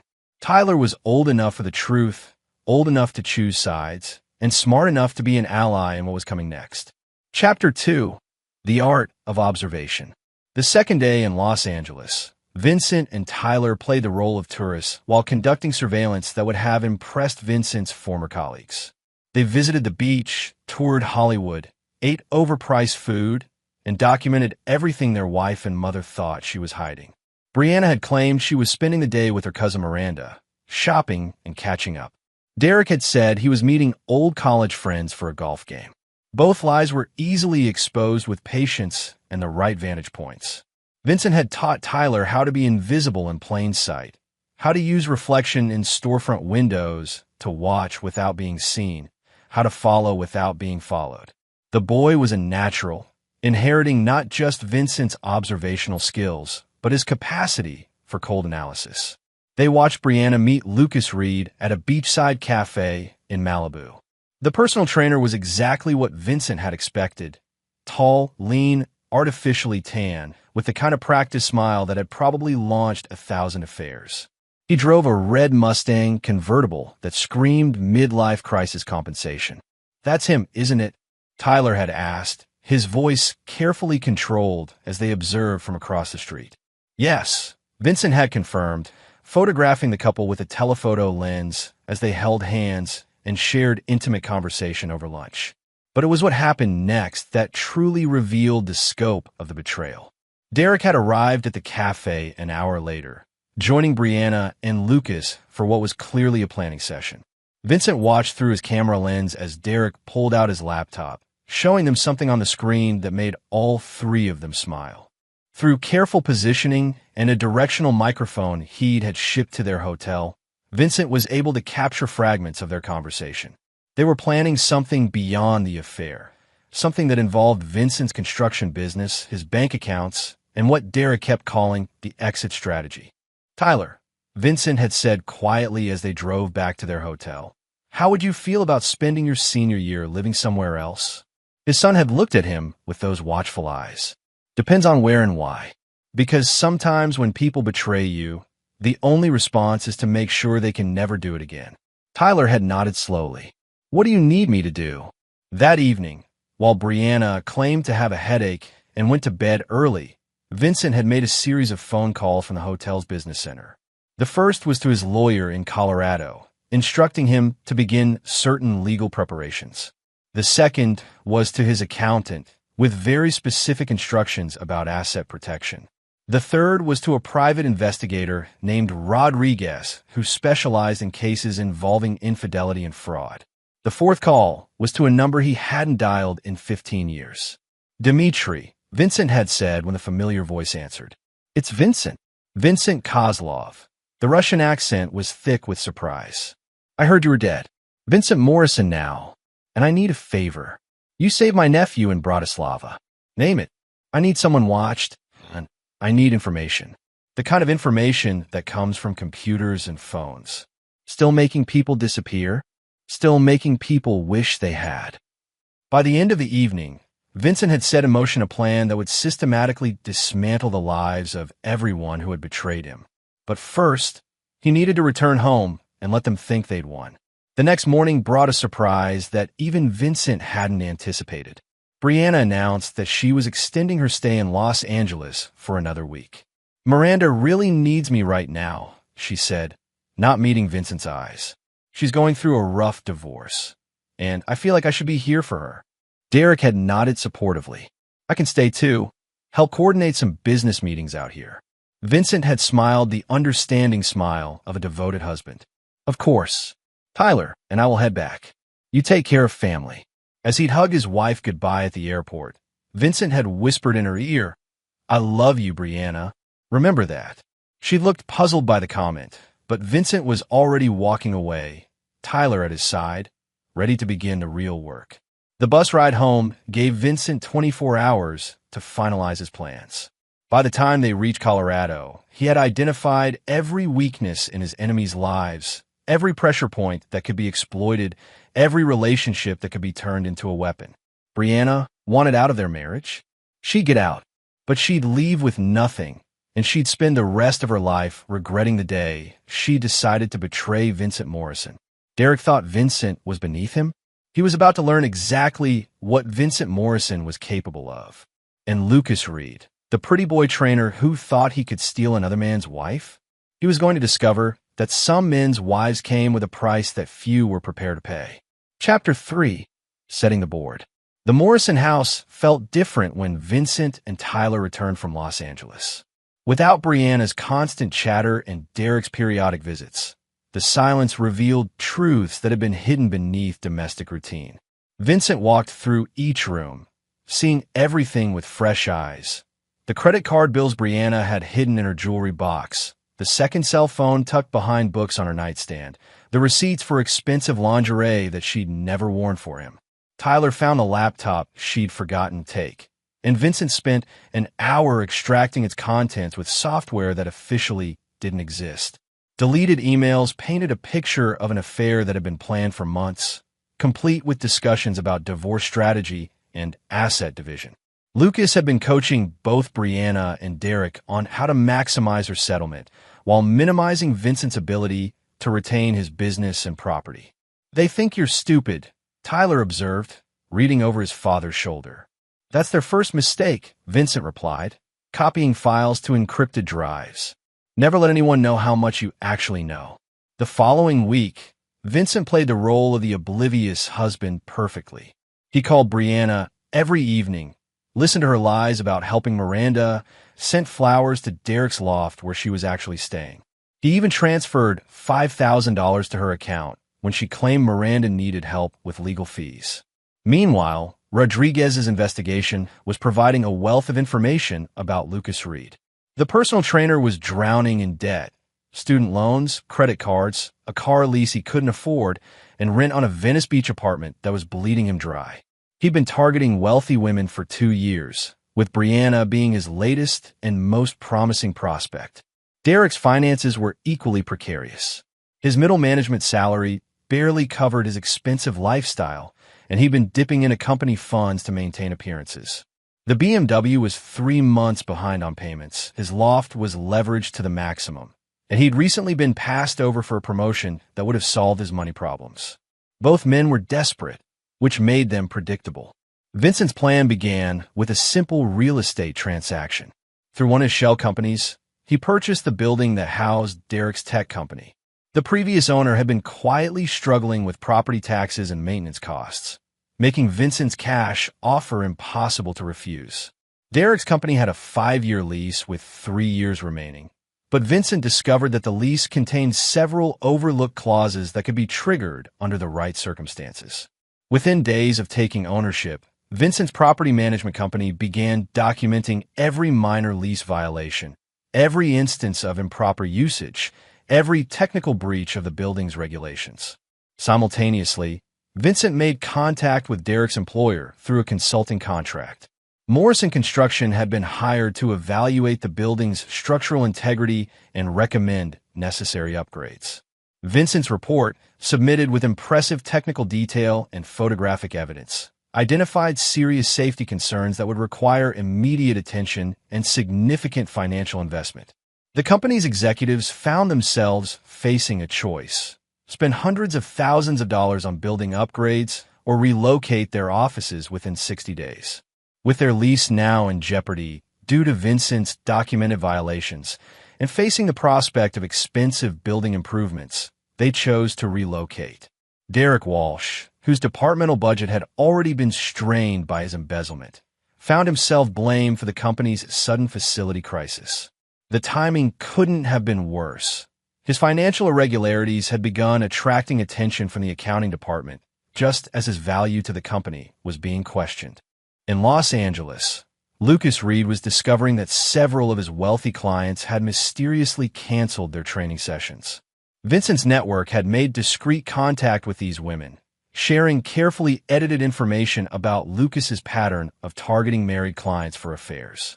The fitness instructor's income dropped by 60% in 2 weeks. But Vincent's masterstroke was still to come. Through Dimitri's technological expertise, Vincent gained access to every digital device owned by his targets. He could read their texts, emails, and private messages. He could track their locations, monitor their calls, and most importantly, he could manipulate their communications. The trap was set when Vincent orchestrated a 3-way betrayal that would destroy all of them simultaneously. Using Derek's laptop, Vincent sent emails to Lucas's other female clients, detailing the trainer's relationship with Brianna and warning them about his pattern of seducing married women. The emails appeared to come from Derek's account, making it seem like Brianna's own brother was sabotaging her affair. At the same time, Vincent used Lucas's phone to send text messages to Derek, thanking him for introducing Lucas to his desperate sister and bragging about how easy it had been to manipulate both Brianna and Derek into funding Lucas's lifestyle. Finally, Vincent sent messages from Brianna's hidden phone to Derek's company executives, using information only Derek could have provided to outline the building's lease problems and suggesting that Derek had been planning this crisis to cover his own financial mismanagement. Within 24 hours, all 3 conspirators were turning on each other with vicious efficiency. Derek accused Lucas of using him to get to Brianna and then betraying him to save his own failing business. Lucas accused Derek of setting him up to take the fall for Derek's embezzlement. Brianna accused both men of using her as a pawn in their schemes. Their alliance crumbled as quickly as it had formed, but the damage was already done.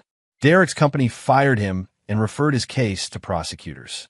Lucas lost his remaining clients and faced eviction from his apartment. Brianna found herself stranded in Los Angeles with no money, no allies, and no way home except to call the husband she'd been planning to divorce. Vincent answered her call on the first ring. "Vincent, I need help," she said, her voice small and broken. "Everything's falling apart here, and I don't know what to do." "Of course, sweetheart," Vincent replied, his voice warm with false concern. "Come home. We'll figure this out together." As he hung up the phone, Tyler looked at his father with something approaching awe. "That's just the beginning," Vincent said quietly.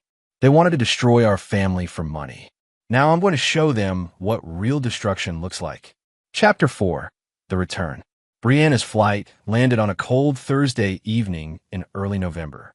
Vincent met her at the airport alone, playing the role of concerned husband with practiced perfection. She looked smaller somehow, diminished by the collapse of her carefully planned escape from their marriage. Her designer clothes, purchased with money she'd stolen from their joint account, seemed to hang on her frame like costume pieces from a play that had closed unexpectedly. "Thank you for coming to get me," she said as they drove home through the mountain darkness. "I know things have been complicated lately." Vincent reached over and squeezed her hand, the gesture automatic after 20 years of marriage. "You're my wife, Brianna. Whatever's wrong, we'll fix it." She began to cry then, tears that might have been genuine remorse or simple fear at finding herself trapped. Vincent didn't particularly care which. He let her talk through her sobs, spinning a story about how Derek had gotten involved with bad people and how she'd just been trying to help her brother. Lucas Reed had somehow convinced Derek that Vincent was hiding money, that their marriage was failing anyway, that maybe everyone would be better off if things just ended differently. "I never meant for it to go this far," she whispered as they pulled into their driveway. "I know I made mistakes, but I never meant to hurt you or Tyler." Vincent helped her with her bags, noting that she'd brought back considerably less than she'd taken to Los Angeles. "Where's your brother now?" "I don't know. He won't return my calls. The police want to talk to him about something at his work, and his apartment complex says he hasn't been home in days." She paused at their front door, seeming to steel herself. "Vincent, there's something else. Derek borrowed money from some people, and they think I know where he is." This was news to Vincent, though he was careful not to show surprise. Derek's disappearance wasn't part of his plan, which meant his former brother-in-law had escalated the situation beyond simple embezzlement. Tyler greeted his mother with polite distance, accepting her hug but not returning it with any warmth. Over dinner, Vincent watched his son process the subtle lies and half-truths in Brianna's story. Tyler had inherited his father's ability to read people. It was clear he saw through his mother's performance. That night, after Brianna had gone to bed claiming exhaustion, Vincent made a series of phone calls. Rodriguez's investigation revealed that Derek had indeed borrowed money from a loan shark named Bobby Torino, using his sister's affair as collateral. Derek had promised Torino that Brianna would divorce Vincent and split the construction business's assets, with Derek taking a percentage to pay off his debts. When Derek's embezzlement had been discovered and his employment terminated, he'd panicked and tried to disappear. But Torino wasn't the kind of creditor who accepted defaults gracefully. "Dad," Tyler said, appearing in the doorway of Vincent's study. "Are we in danger?" Vincent looked at his son, really looked at him. Tyler was 16 now, old enough for truth, old enough to make decisions about loyalty and family. "Possibly. How do you feel about your mother?" Tyler considered the question with the seriousness it deserved. "I love her because she's my mom, but I don't trust her anymore, and I don't like who she's become. And if I told you that everything falling apart around us was connected to choices she made with her brother, I'd ask what you need me to do to protect our family." Vincent smiled, recognizing his own ruthless clarity in his son's response. "Pack a bag. Tomorrow, you're going to stay with your Aunt Patricia in Denver for a few weeks. What about school? Your aunt can arrange a transfer to a private school there. Your grades are good enough." Tyler nodded, understanding that this wasn't a discussion but a directive. "What are you going to do?" "I'm going to fix this problem permanently." The next morning, Vincent drove Tyler to Denver personally, using the 3-hour trip to explain some truths about their family that he'd hoped never to share. He told Tyler about his past, about the skills he'd learned and the life he'd lived before becoming a Colorado contractor. He explained why they'd always had more money than his business should have generated, why Vincent spoke 4 languages fluently, why he taught Tyler to fight and shoot and think strategically. "Your mother fell in love with the man I pretended to be," Vincent said as they reached Patricia's house. "She never wanted to know who I really was. That was her choice." Patricia Morrison was Vincent's younger sister, the only family member who knew about Vincent's previous life. She'd moved to America 5 years after Vincent, had married a Denver police detective, and had built a legitimate life while maintaining contact with her brother's shadow world. "How bad is it?" Patricia asked as Tyler carried his bags to the guest room. "Bad enough that I need Tyler somewhere safe while I handle it." "And Brianna?" "Brianna made her choice when she decided to betray our family for money." Patricia nodded grimly.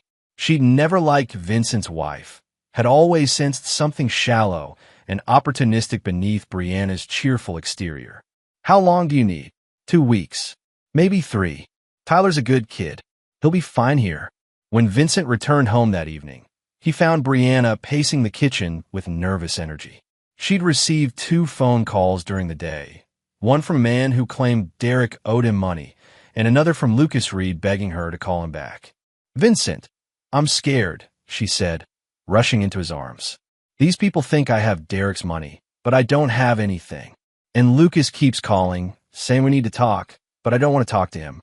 Vincent held his wife, smelling another man's cologne faintly in her hair, feeling the tension in her body that came from living a lie for months. "It's going to be okay," he said softly. "I'll take care of everything." That night, as Brianna slept fitfully beside him, Vincent finalized his plan. He would eliminate every threat to his family, settle every debt, and close every door that could lead back to the peaceful life he'd tried to build. But this time, when the smoke cleared, Brianna wouldn't be part of that life. She'd chosen her side when she decided to betray him. Now she would live with the consequences. Chapter 5. Debts and Payments. Bobby Torino operated out of a strip club called Paradise Lost on the industrial side of Denver, surrounded by warehouses and auto repair shops that asked no questions about late-night visitors. Vincent had done business with men like Torino before, predators who fed on desperation and enforced their agreements with violence. Vincent arrived at the club on a cold Friday night, alone and apparently unarmed. He dressed like the construction worker he appeared to be. Work boots, jeans, a heavy jacket that concealed more than it revealed. The bouncer at the door was the size of a small building, all muscle and prison tattoos, designed to intimidate exactly the kind of desperate debtors who usually came looking for Torino. "I need to see Bobby," Vincent told the bouncer calmly. "Bobby don't see nobody without an appointment." Vincent pulled out a photograph of Derek Walsh and placed it on the small table beside the door. "Tell Bobby that Derek Walsh's brother-in-law wants to discuss debt consolidation." 10 minutes later, Vincent was sitting across from Bobby Torino in an office that reeked of cigarettes and cheap cologne. Torino was a small man trying to look big, wearing an expensive suit that couldn't disguise his nervous energy. He had the pale, twitchy appearance of someone who lived entirely at night. "So you're Walsh's brother-in-law," Torino said, lighting a cigarette despite the no smoking sign on his own wall. "You know where that piece of shit is hiding." "Derek's dead," Vincent said matter-of-factly. Torino paused with the cigarette halfway to his lips. "Dead how?" "The kind of dead that happens when someone borrows money from the wrong people and then tries to disappear." Vincent leaned back in his chair, completely relaxed. "The question is whether you want to write off his debt or transfer it to his family." "Family meaning you?" "Family meaning his sister. My wife." Torino's eyes narrowed as he processed this information. "Your wife was part of Derek's plan. She was going to divorce you, split your assets, pay off Derek's debt with her settlement. That's what Derek told you. The reality is more complicated." Vincent reached into his jacket, moving slowly so the bouncer standing behind him wouldn't get nervous, and pulled out a manila envelope. Inside were photographs. Derek's body in what appeared to be an abandoned warehouse, Lucas Reed bound and gagged in the trunk of a car, and several shots of Brianna meeting with both men over the past months. "My wife thought she was having an affair," Vincent said as Torino examined the photos. What she was actually doing was providing information that Derek and his friend could use to plan a robbery. They were going to wait until she filed for divorce, then break into my house while I was supposedly at work, steal everything valuable, and disappear. Brianna was going to claim she was attacked during the robbery, file for an emergency restraining order, and take half my assets as her settlement. None of this was true, but Vincent had learned long ago that the best lies were built on foundations that people wanted to believe. Torino stubbed out his cigarette. "So where does that leave me?" "It leaves you with a choice. You can pursue Derek's debt through his sister, which means dealing with police investigations, insurance claims, and a lot of attention you probably don't want. Or you can accept Derek's debt as payment for a different service." "What kind of service?" Vincent pulled out a second envelope, this one containing $15,000 in cash. "The kind where Derek Walsh and Lucas Reed disappear permanently, and my wife learns what happens to people who betray their families." Torino counted the money slowly, his mind clearly working through the possibilities. "Your wife, she part of this conspiracy, or just stupid?" "Does it matter?" "Might matter to her." Vincent smiled, and something in that expression made even the large bouncer shift uncomfortably. "Bobby, I didn't come here to save my wife. I came here to make sure that everyone who tried to destroy my family pays the appropriate price. And if I say no, then you'll be explaining to the police why Derek Walsh borrowed money from you using his sister's marriage as collateral, and how that led to a complex fraud scheme that resulted in multiple deaths." Vincent stood up, leaving the money on Torino's desk. "But if you say yes, Derek's debt gets paid, 2 problems disappear, and you never have to worry about any of this again." Torino was quiet for a long moment, calculating risks and benefits with the cold precision of a man who'd survived by making brutal decisions quickly. "I'll need proof that it's finished." "You'll have it." "And the woman?" "The woman is my problem." Vincent left the strip club with Bobby Torino's agreement and a timeline. Derek and Lucas would disappear within 72 hours, and Brianna would receive a very personal education about the consequences of betrayal. Driving home through the mountain darkness, Vincent called Rodriguez with specific instructions. The private investigator had been monitoring Brianna's communications since her return from Los Angeles, and the intercepts revealed that she was still planning to proceed with the divorce despite Derek's disappearance. She'd been in contact with a divorce attorney had opened a separate bank account and had been secretly photographing and documenting Vincent's possessions for asset division. Even with her brother missing and her lover facing financial ruin, Brianna was still convinced she could somehow salvage her escape plan. That night, Vincent watched his wife sleep and felt nothing but cold satisfaction. She'd had multiple opportunities to confess, to choose her family over her conspiracy, to show even a moment of genuine remorse. Instead, she doubled down on her deception, assuming that Vincent was too naive or too weak to discover the truth. In 72 hours, Derek Walsh and Lucas Reed would cease to exist as problems in Vincent's life. But Brianna's education would take longer, would be more personal, and would serve as a permanent reminder of what happened to people who mistook Vincent Morrison's patience for weakness. She'd wanted excitement, drama, and financial security. Vincent was going to give her exactly what she'd asked for. Chapter 6. The education begins. Brianna woke up Saturday morning to find Vincent making breakfast in their kitchen, humming softly as he prepared her favorite meal, blueberry pancakes with real maple syrup and fresh coffee. He was dressed casually in jeans and a flannel shirt, looking every inch the devoted husband she'd spent months convincing herself she needed to escape. "This is nice," she said, sliding into her chair at the kitchen table. "What's the occasion?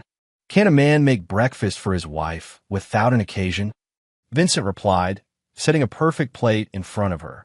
As they ate, Vincent played the role of concerned spouse flawlessly. He asked about her nightmares, sympathized with her stress about Derek's situation, and suggested they take a weekend trip to help her relax. "Maybe we could drive up to that bed and breakfast in Aspen," he said. "The one where we stayed for our anniversary 3 years ago." Brianna's face brightened at the suggestion. Though Vincent noticed, she immediately began calculating how a romantic weekend might affect her exit strategy. "That sounds wonderful," she said. "But with everything going on with Derek and these scary phone calls." "I've taken care of the phone calls," Vincent said simply. Something in his tone made Brianna look at him more carefully. "What do you mean, taken care of?" "I mean, I had a conversation with the people Derek owed money to. They understand the situation now." "Vincent, you didn't pay his debts, did you?" "Because we can't afford." "I didn't pay his debts." Vincent reached across the table and took her hand, his grip gentle but somehow final. "Brianna, there's something we need to discuss. About Derek, about Lucas Reed, about the choices you've been making." The color drained from Brianna's face. "I don't know what you mean." "I think you do." For a moment, they sat in perfect silence, the weight of 20 years of marriage balanced against months of deception.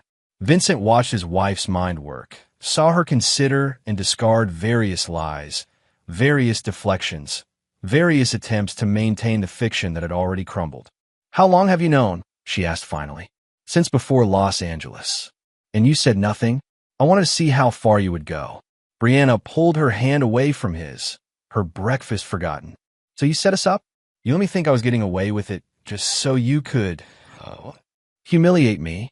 Vincent smiled, and Brianna felt a chill that had nothing to do with the mountain weather. "Humiliate you?"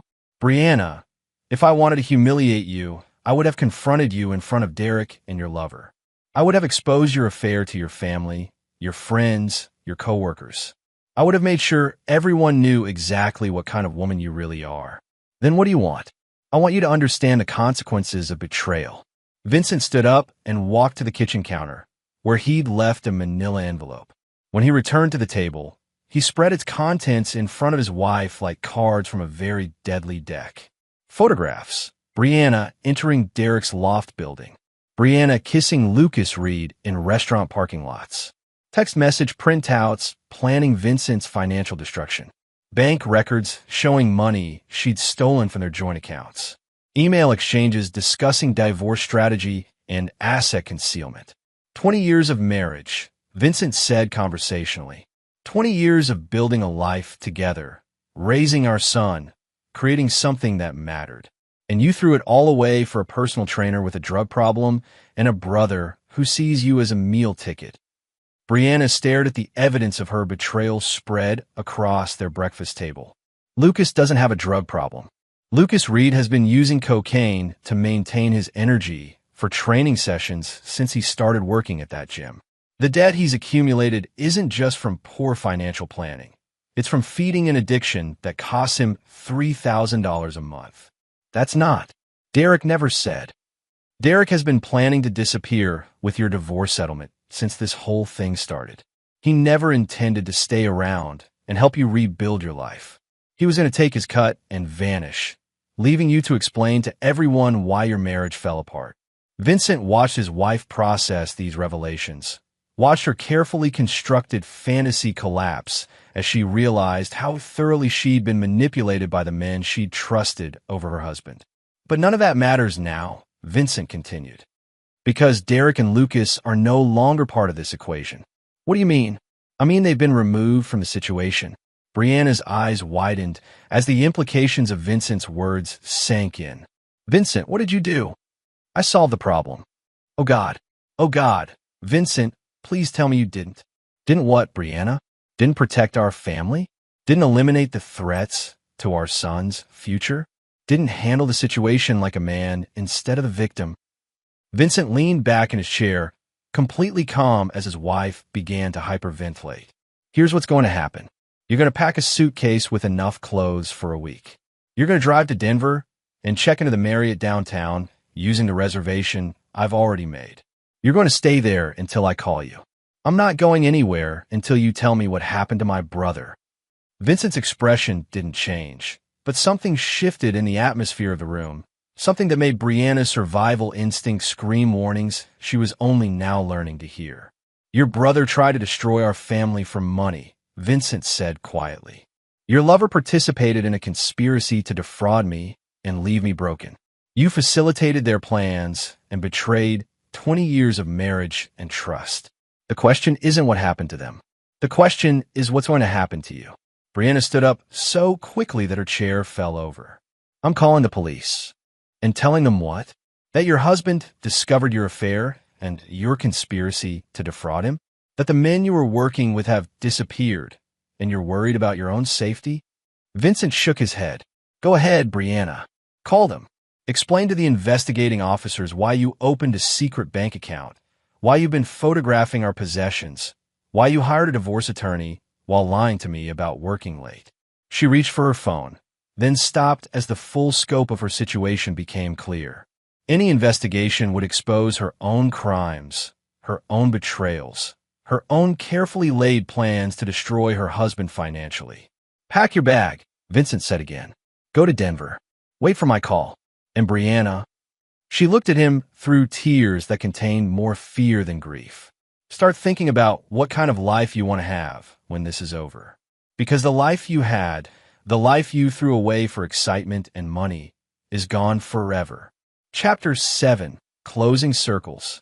The Denver Marriott was exactly the kind of impersonal corporate hotel where someone could disappear without being memorable. Brianna checked in using the reservation Vincent had made, her hands shaking as she signed the registration card. The desk clerk was professionally cheerful, the kind of person trained to notice nothing unusual about guests who paid in cash and seemed reluctant to make eye contact. Room 847 was on the 8th floor, with a view of the mountains that might have been beautiful under different circumstances. Brianna sat on the bed and stared at her phone, trying to decide who she could call for help. Her parents lived in Florida and wouldn't understand the situation. Her cousin Miranda in Los Angeles was dealing with her own divorce crisis. Derek wasn't answering his phone, and she was beginning to accept that he might never answer it again. Lucas was her last hope. Despite everything Vincent had said about drug problems and hidden agendas, Lucas had seemed to genuinely care about her. Maybe he could help her figure out what to do, how to get away from whatever Vincent was planning. She dialed his number and waited through 4 rings before his voicemail picked up. Lucas, it's me. I'm in trouble, and I need to talk to you.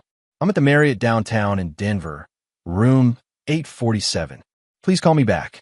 She tried calling him 6 more times over the next 2 hours, leaving increasingly desperate messages. By evening, she was pacing the small hotel room like a caged animal, jumping at every sound in the hallway, convinced that Vincent was going to appear at her door at any moment. The knock came at 9:17 p.m.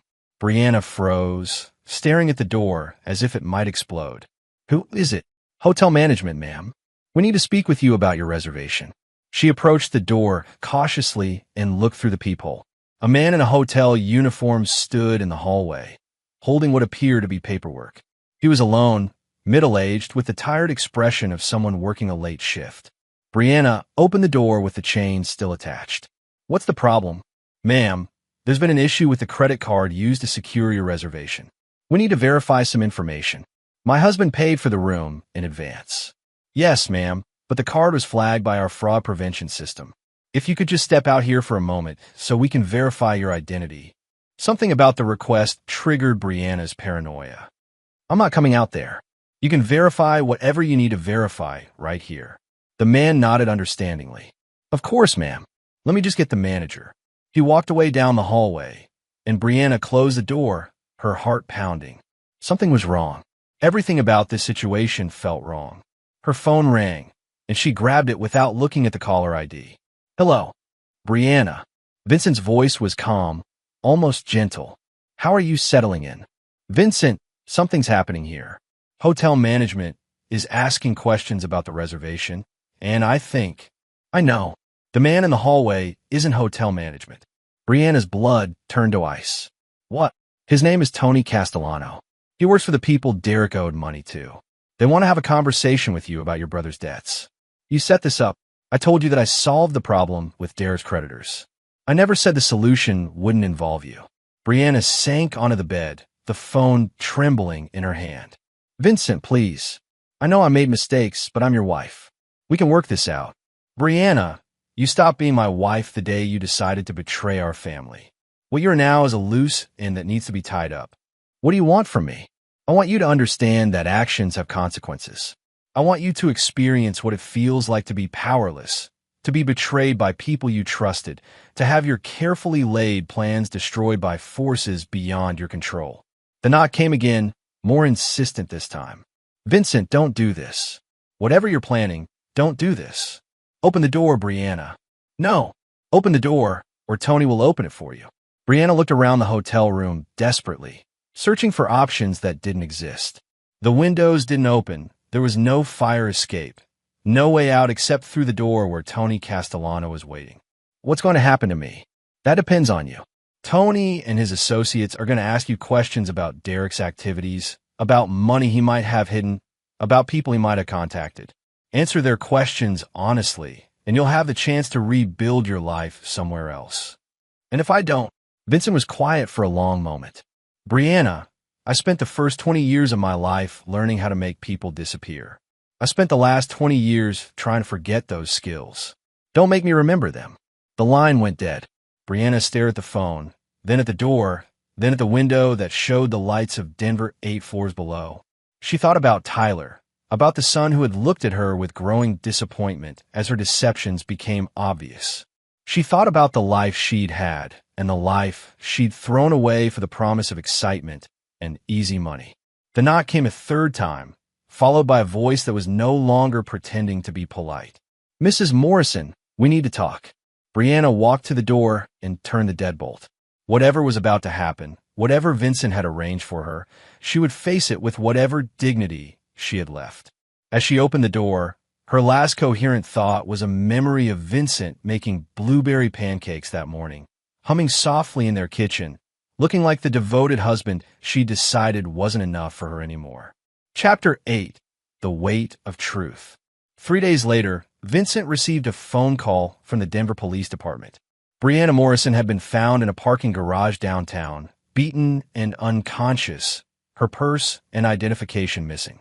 She was in the hospital with a concussion, 3 broken ribs, and no memory of how she'd gotten there.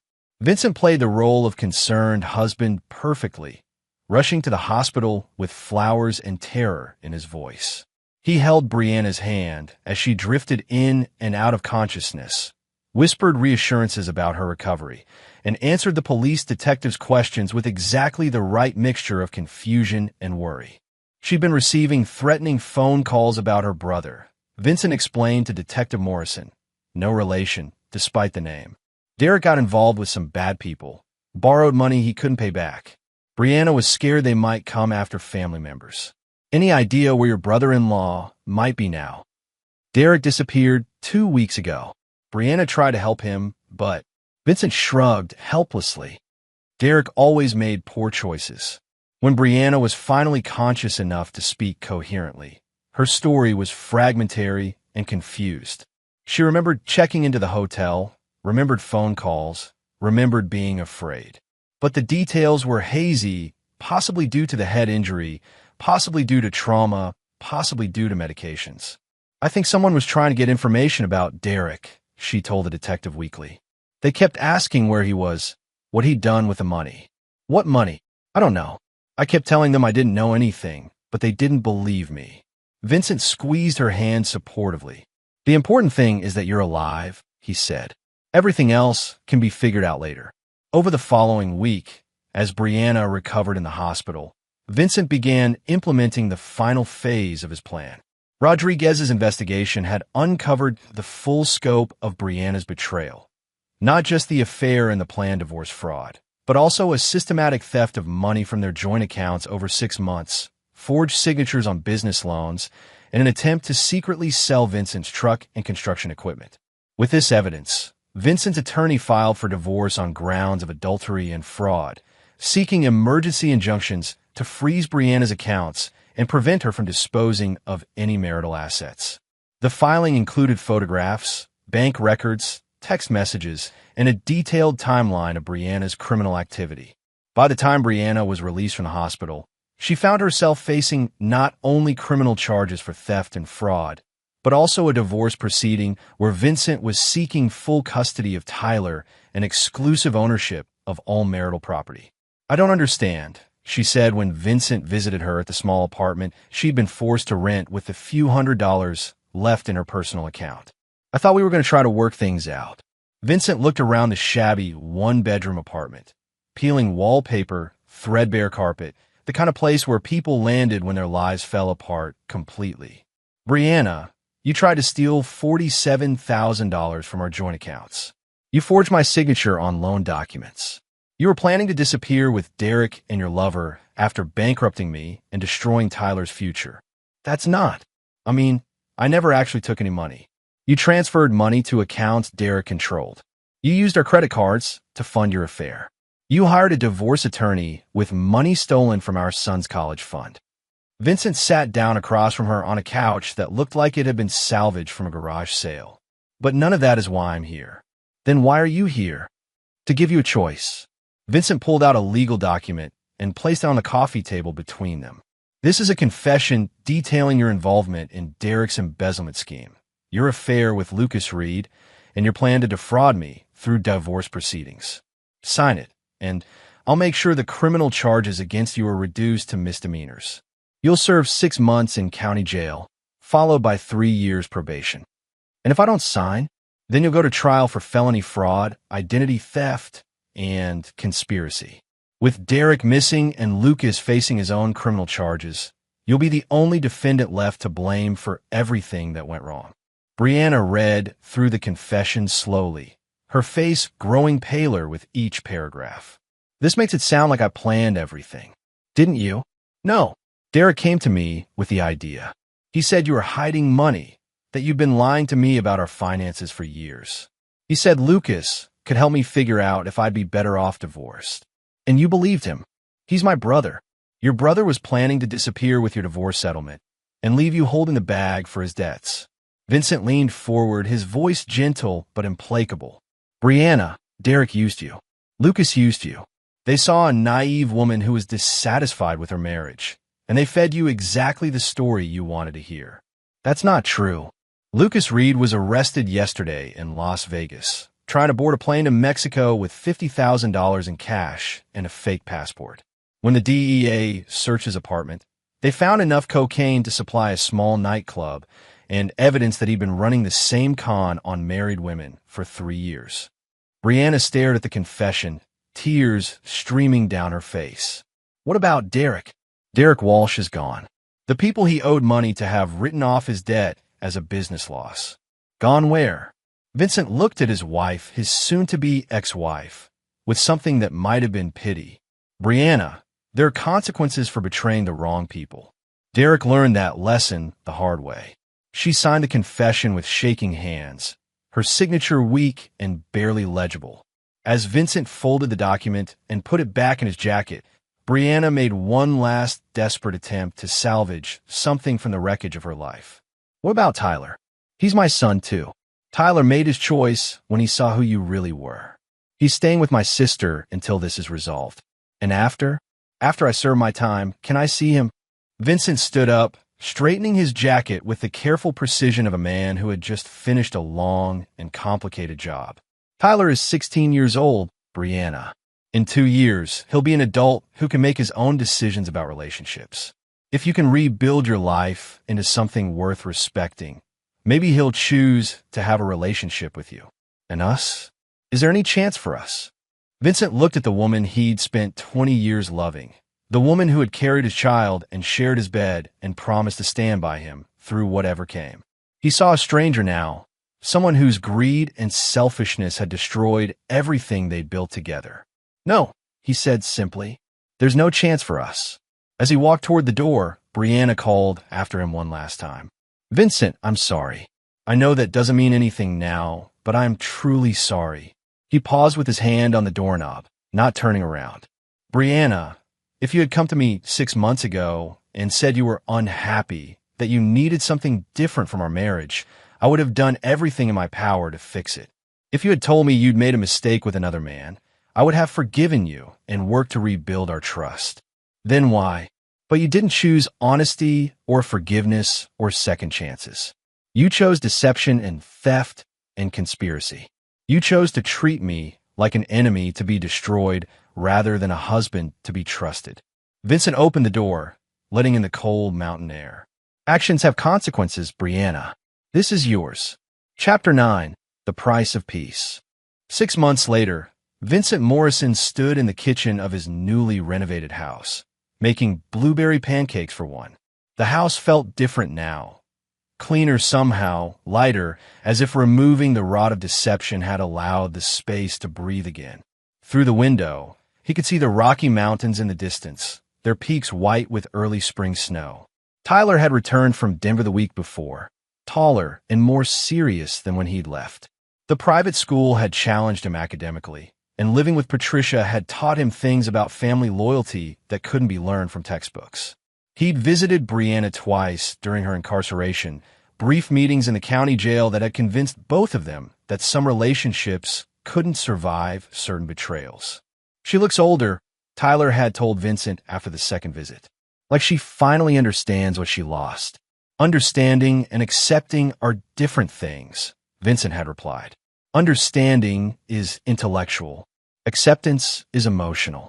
Most people never manage both.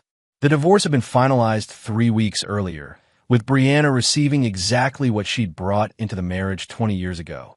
Nothing. Her conviction for fraud had voided any claim to marital assets, and Vincent's evidence of her systematic theft had been so comprehensive that her public defender had advised her to accept the plea bargain rather than risk additional charges. Lucas Reed had been sentenced to 5 years in federal prison for drug trafficking and fraud.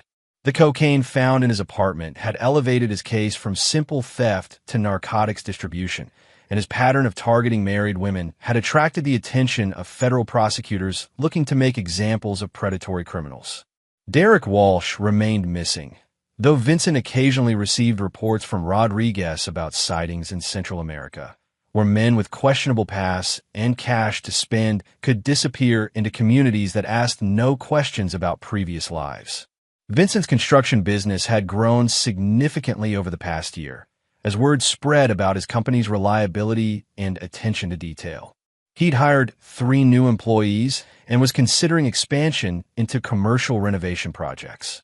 The legitimate income provided perfect cover for his other holdings, which had also grown through careful investment and strategic property acquisitions. Tyler knocked on the kitchen door frame, already dressed for school in jeans and a sweater that Patricia had bought him in Denver. "Morning, Dad. Morning. Hungry. Always." They ate breakfast in comfortable silence, the easy quiet of 2 people who understood each other completely. Tyler had inherited his father's ability to see through surface appearances to underlying truths, but he'd also developed his own moral code that was less ruthless than Vincent's and more forgiving than seemed practical. "I've been thinking about Mom," Tyler said as he finished his pancakes. "And I don't think I want to see her again. At least not for a while." Vincent nodded, unsurprised by his son's decision. "Any particular reason?" "She keeps asking me to convince you to give her another chance. She doesn't seem to understand that this isn't about forgiveness or second chances anymore. It's about consequences. She lost the right to ask for chances when she chose to plan my destruction instead of working on our problems."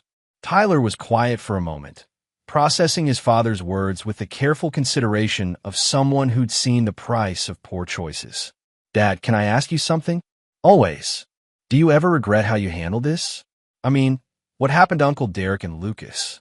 Vincent looked at his son, really looked at him, seeing the young man who was emerging from the boy who'd boarded a bus in Los Angeles 6 months earlier.